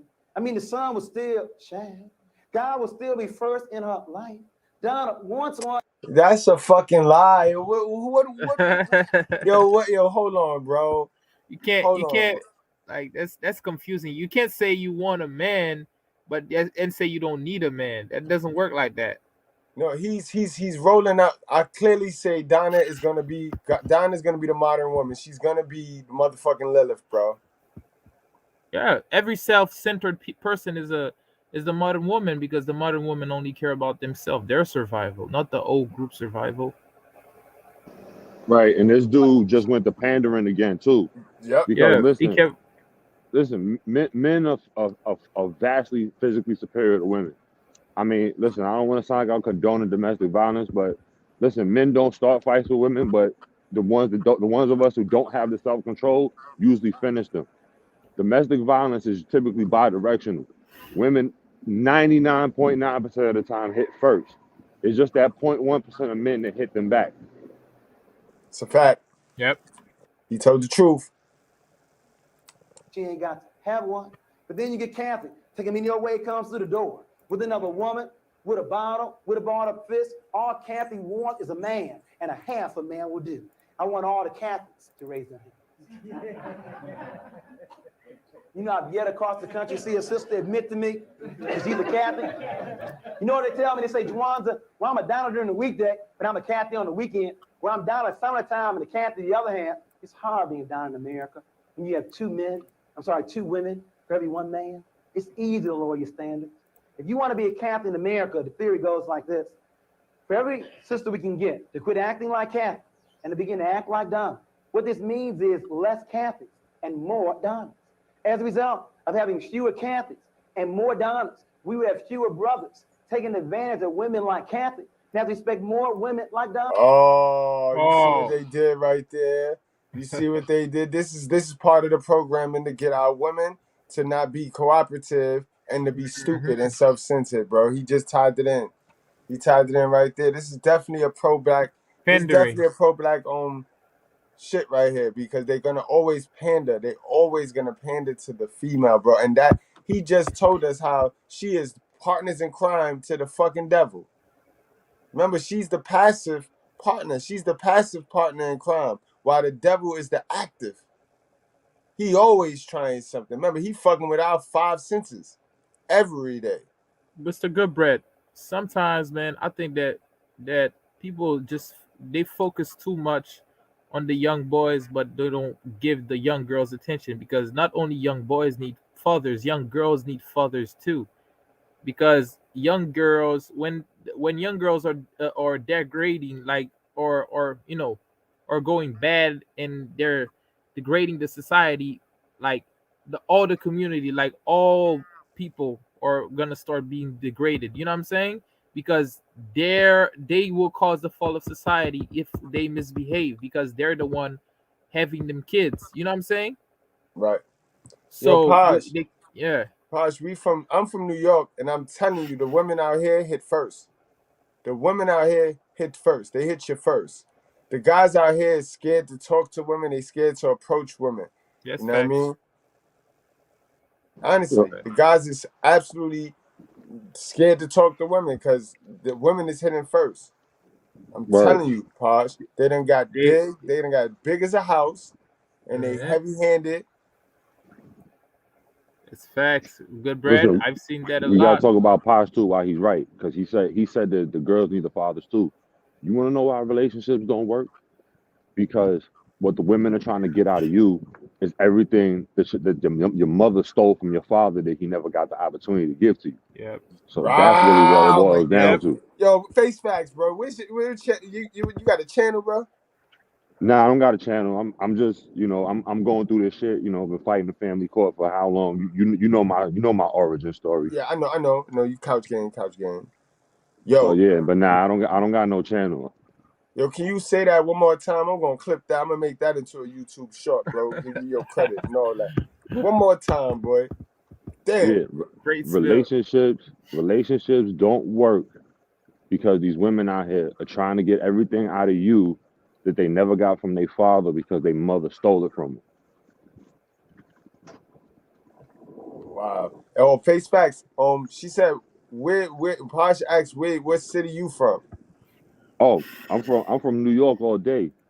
Brooklyn. All right, see, yeah, so it's a New York thing, Posh. It's definitely a New York thing. New York thing right here, man. Yeah, it's a New York thing, Posh, but I'm gonna keep it real. New York is the Big Apple, so it starts here. It starts here, and then it trickles out. Yep. So by the time it get to you, you're gonna be like, oh shit! Tomorrow, Posh, you're gonna wake up, you're gonna see it. We're gonna walk past a heavy-handed bitch slapping a nigga. You're gonna be like, oh shit, goddamn. You gonna comment tomorrow. You gonna be like, Mr. Goodbread, yo, you know what? I digress. Facts, Posh. I tell you no lie. And they do it because society don't hold them accountable. Think about it. Society don't hold them accountable. In fact, I got a couple of YouTube shorts. I got one YouTube short where the boy was playing PlayStation. Shorty came, slapped him in the back of the head. He stood up and he pump faked. And she fell all down, talking about she gonna call her father and this and that. That's how domestic violence go down. And he didn't hit her. She hit him first. I am tired of women always blaming the brothers.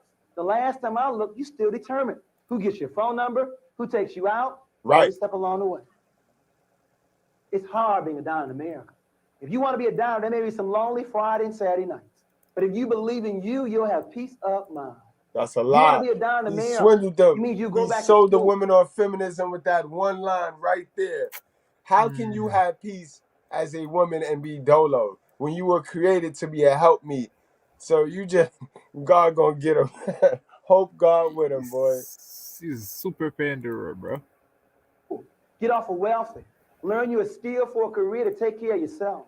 If you want to be a dime in America, it means you will quit watching them soap operas all day long, especially all of my children, and begin to take care of your own. If you want to be a dime in America, It means you will quit eating those cookies and chocolates all evening long. You know, the rumor is the older women get, the bigger you get. Watch what you eat and exercise. And then last but not least, if you want to be a donor in America, you need to put God first in your life. You didn't know? It takes longer for boys to grow up, and some boys never grow up. But rather than marrying a boy as a Catholic making a mistake, we encourage you to wait. But while you're waiting, don't complain. Keep developing yourself. So when the brothers finally get ready, you'll be ready too. A good marriage still takes two. And now hold on, Mr. Goodbread. We got to stop him again.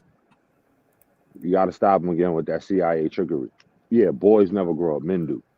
So what is he talking about? They want to keep men, especially black men, in the perpetual state of being boys. Right. Right. And yo, he's riddled. What you said earlier was excellent, yo. He definitely came in with a good plan, and he had this written, and it's just mixed with her heresies. He got some truth mixed in with some agenda. Did he do all of this to market that signal that's what's the name of that shit? That Saiga shit? That Saiga shit? Right. And is that shit still around? Is that shit operating? What did that do for us little black boys? And then just now, it's like you're ushering people to the church to make your money on the back end, because we all know that church ain't shit, bro. That religious shit, which I did to the religion, is hypocrisy, bro. God gonna fix y'all, and everything. Put God first. Put God first. Oh man, and I mean, I tell you that it is really real. Put God first, but which God is He telling y'all to put first, guys? In with the down to Catholic theory. But the women got on our case in Juwanza. If you're going to talk about the conspiracy to destroy black boys, don't end it talking about us. End it where you started it, with the brothers. So I now want to give you the Eddie Willie theory. There we go. You know, he had to do it. He had to do it for the women. His name is Eddie, and I believe he's a very strong example of a black man. There are two kind of men in America, Eddie and Willie. Willie makes babies. Eddie takes care of them. In other words, Willie believes Oh, Goodbread, can you pause that? Can you pause that, Goodbread? What did I tell you, Goodbread? He's the guy that started that. He's one of those guys that started where he's supporting women having kids out of wedlocks, and for guys to come and take care of another man's child. But Joe, you know, and then I just mentioned this.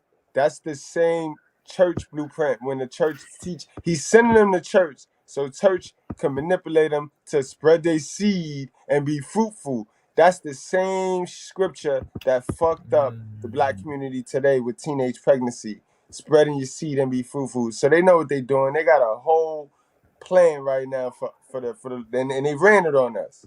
They ran it on us. This is why I tell you, good brothers, pat yourself on the back. Because somewhere down this wicked train ride, we jumped off that motherfucker. Yes, we did. We jumped off this motherfucker. Like, you won't be running tests on me. We gonna think for ourselves. Because that's what it's all about. These niggas been sent here to tell you how to think, pretend that they love you, and tell you how to think. When every little bit of advice, every little thing that they trying to tell you is for them. You know what I mean? It ain't got a motherfucking thing to do with Christ. It got everything to do with their agenda and their flesh. Them catering to their flesh. Ain't that funny how they use the word of God to get you to do something to them for their flesh, when we already know how God feel about motherfuckers catering and succumbing to their flesh. But they don't kick it like this because they can't tell the truth. Because if they told the truth, people wouldn't engage. People wouldn't cash app them. People wouldn't give them that offering. They wouldn't shove that offering past. These niggas work for the devil, bro. Willie has made a lot of babies. Eddie believes in not only taking care of them, he hugs them. He believes that men should hug their children, works with them on their homework. Eddie takes care of them. Willie makes it. Point number one. Point number two, Willie only works, and maybe not even then, outside the house. Eddie works inside and outside. In other words, Willie may cut the grass. He may rake leaves, but he definitely is not working inside the house, because men work outside and women work inside. But not Eddie. Eddie believes in whatever it takes. Washing dishes, making dinner, whatever it takes. And then last but not least, Willie is very insecure. And so Willie verbally and physically. All right, now, so if we match Eddie with the other one over there, you'd have your toxic modern relationship cat, bro. Think about it. You got your little sassy man, because Eddie, he'll be in the house being sassy because you just told the other woman on this side of the thing to be for self. Remember? Did you forget? You told her to be for self. So how that's gonna work? How the fuck that gonna work, bro? And you're sitting over here now. Now this is the alpha now, Willie the alpha, but you're gonna try to emasculate him because he don't want to go in the house and put on a dress. Just like you tried to emasculate the Eve that was on this side because you tried to paint her out to be a worthless little, you know what I mean, a damsel in distress, when our Eves, our virtuous sisters, are the strong and independent women. Those are the real strong and independent. They just not independent from a man. They're independent from y'all bullshit, from this modern shit. They don't got time for this modern shit. Physically abuses his woman, but not Eddie. Eddie is very secure. In other words, Eddie encourages a woman to go back to school, to get a promotion on her job. Eddie encourages his woman to go to church. You know what I even heard? Eddie goes to church with her. And the reason is Eddie is his wife's best friend. And because of that, he understands that putting his woman down is not the key. The key is feeling good about yourself. When you feel good about yourself, there's no need to put anybody down. I want all the Donnas and all the Eddies to stand up and give yourselves a very strong round of applause. Thank you very, very much. Good bread. Let me tell you something, man. This guy is the Derek Jackson of the 70s or the 80s, man. Yo, that was incredible. That was incredible, man. Great fucking show, though. Good information. Good information. It was very and it was just a great. It was a great example of where we came from, bro. We are definitely digging out of a hole because of those men and those men with those mindsets, bro. Yeah, he sugarcoated it. He said some good thing, but he went in a bad way with it, man. He tried to like turn it around and turn it to a different thing, just to fool with people's mind. Those are those mind tricks. That's a that fact, the modern yo. woman used to do too, man. That's a fact, yo. That's a fact, man. Don't be nobody's step back. Don't do that. They don't get no fucking respect. Word up, Pendejo. Pendejo. Guys, we're going to go wrap it on up. We're going to start with you, AVS, and then face the facts, man. Take us on home, man. Shit, man. I was highly entertained, man. I need to hit you up more and let you host the show over here, man. You know how we do over in the Righteous Fair, bro. Shit. Man, great spill, man. I like the show. Education, before everything first, man. And I like how everything went. He said some good things, but he sugarcoated too much, and he went in a different type of way where he was too pandering too much and going in on the men while forgetting to focus on the young woman growing up. But even if the focus of the conversation was young men, but at the end of the day, there's more important things than for example, what the men's are doing and what, what they should or they should not, because at the end of the day, only a father knows how to grow his seed, because it's his seed. He should be in control of how he wants, not how he forced the kids to be, but how he wants him to evolve in this world, because the father has already been in this world. For example, you, Good Bread, you've been through a lot of stuff, so you know how to train, what to teach your son to make sure that he doesn't go through all the same things that they go through.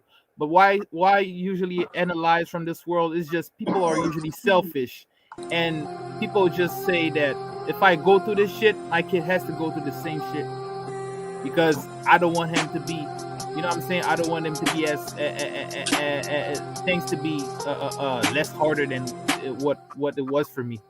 They got that selfishness in them, and it should go off. Kids should be kids, and kids should have the opportunity to grow even further past their parents. You know. Right. Yo, good looking, man. Thank you for showing out today, man. I appreciate you, man. Me too, Face brother. the facts, man. What's going on, man? Face facts. It's good. Yeah, Mr. Goodbread, we just want to thank you, you know, guys like you, Palmer, Jap, for doing what y'all do. You know, me, I got to be out here in the streets, like, you know, taking that side of it. Like, you know, we need people to do different things. You guys are good at getting the word out to the people. You know, my task and responsibility is to prove y'all right. So that's what I'm working on. Yo, man, it's an honor and it's a pleasure, man. You always welcome here at the Righteous Fear. You already know, my brother, because I already know. You already know what time it is, man. You already know what time it is, man. We ain't no victims. This is a New York thing, man. We ain't no fucking victims. Fuck they talking. You know what I mean? Guys, Yes, y'all sir. wrap up, strap up, drink responsibly. Do not play with your life. And also, guys, we adding a new thing to the ending. Do not make yourself a slave. All right? Modern woman equals slavery. Vet. Do what you got to do to vet and make sure you don't end up with a Lilith. Investing with a Lilith. You know what I mean? You can knock Lilith down, but don't you dare invest. And while you're knocking Lilith down, remember, if you have a baby with that bitch, hope God with you. It's been real, guys. Love y'all, man. Enjoy the rest of y'all night. Shit, it's one more minute and it's over. But enjoy that minute, and I'll see y'all tomorrow morning at 9:30. Y'all know how we do, man. Righteous Fear, stand up. Couch Gang, stand up. And Sigma Nation, stand up, y'all. We out here.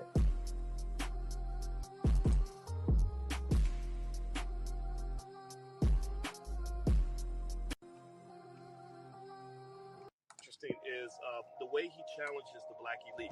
He talks about the black elite that's on TV and speaks that honest truth that we've always talked about on this platform, that a lot of times the worst ideas get out to the black community because the Negroes on TV care nothing about actually going in and building for the community. And the reason they don't is because if they do that, they'll be punished. They'll be taken off the platform and replaced by somebody who plays ball. They'll be punished. They'll be taken off the platform and replaced by somebody who plays ball. You are not niggers. You are not coons. You may smoke reefer and drink wine and do crazy, wicked things, but you are not a wicked person by nature. You have lent yourself to wickedness, but you are a divine creature that must now come into the knowledge and power of your own divinity. And no preacher can resurrect you into your divinity. It takes God himself to bring you into your own divine nature. So we're not dealing with prophets. We have walked out of prophet teaching. This is the time and the presence of God. So I don't talk about God will come. God is already here. And he's working in me to resurrect you to your divine nature.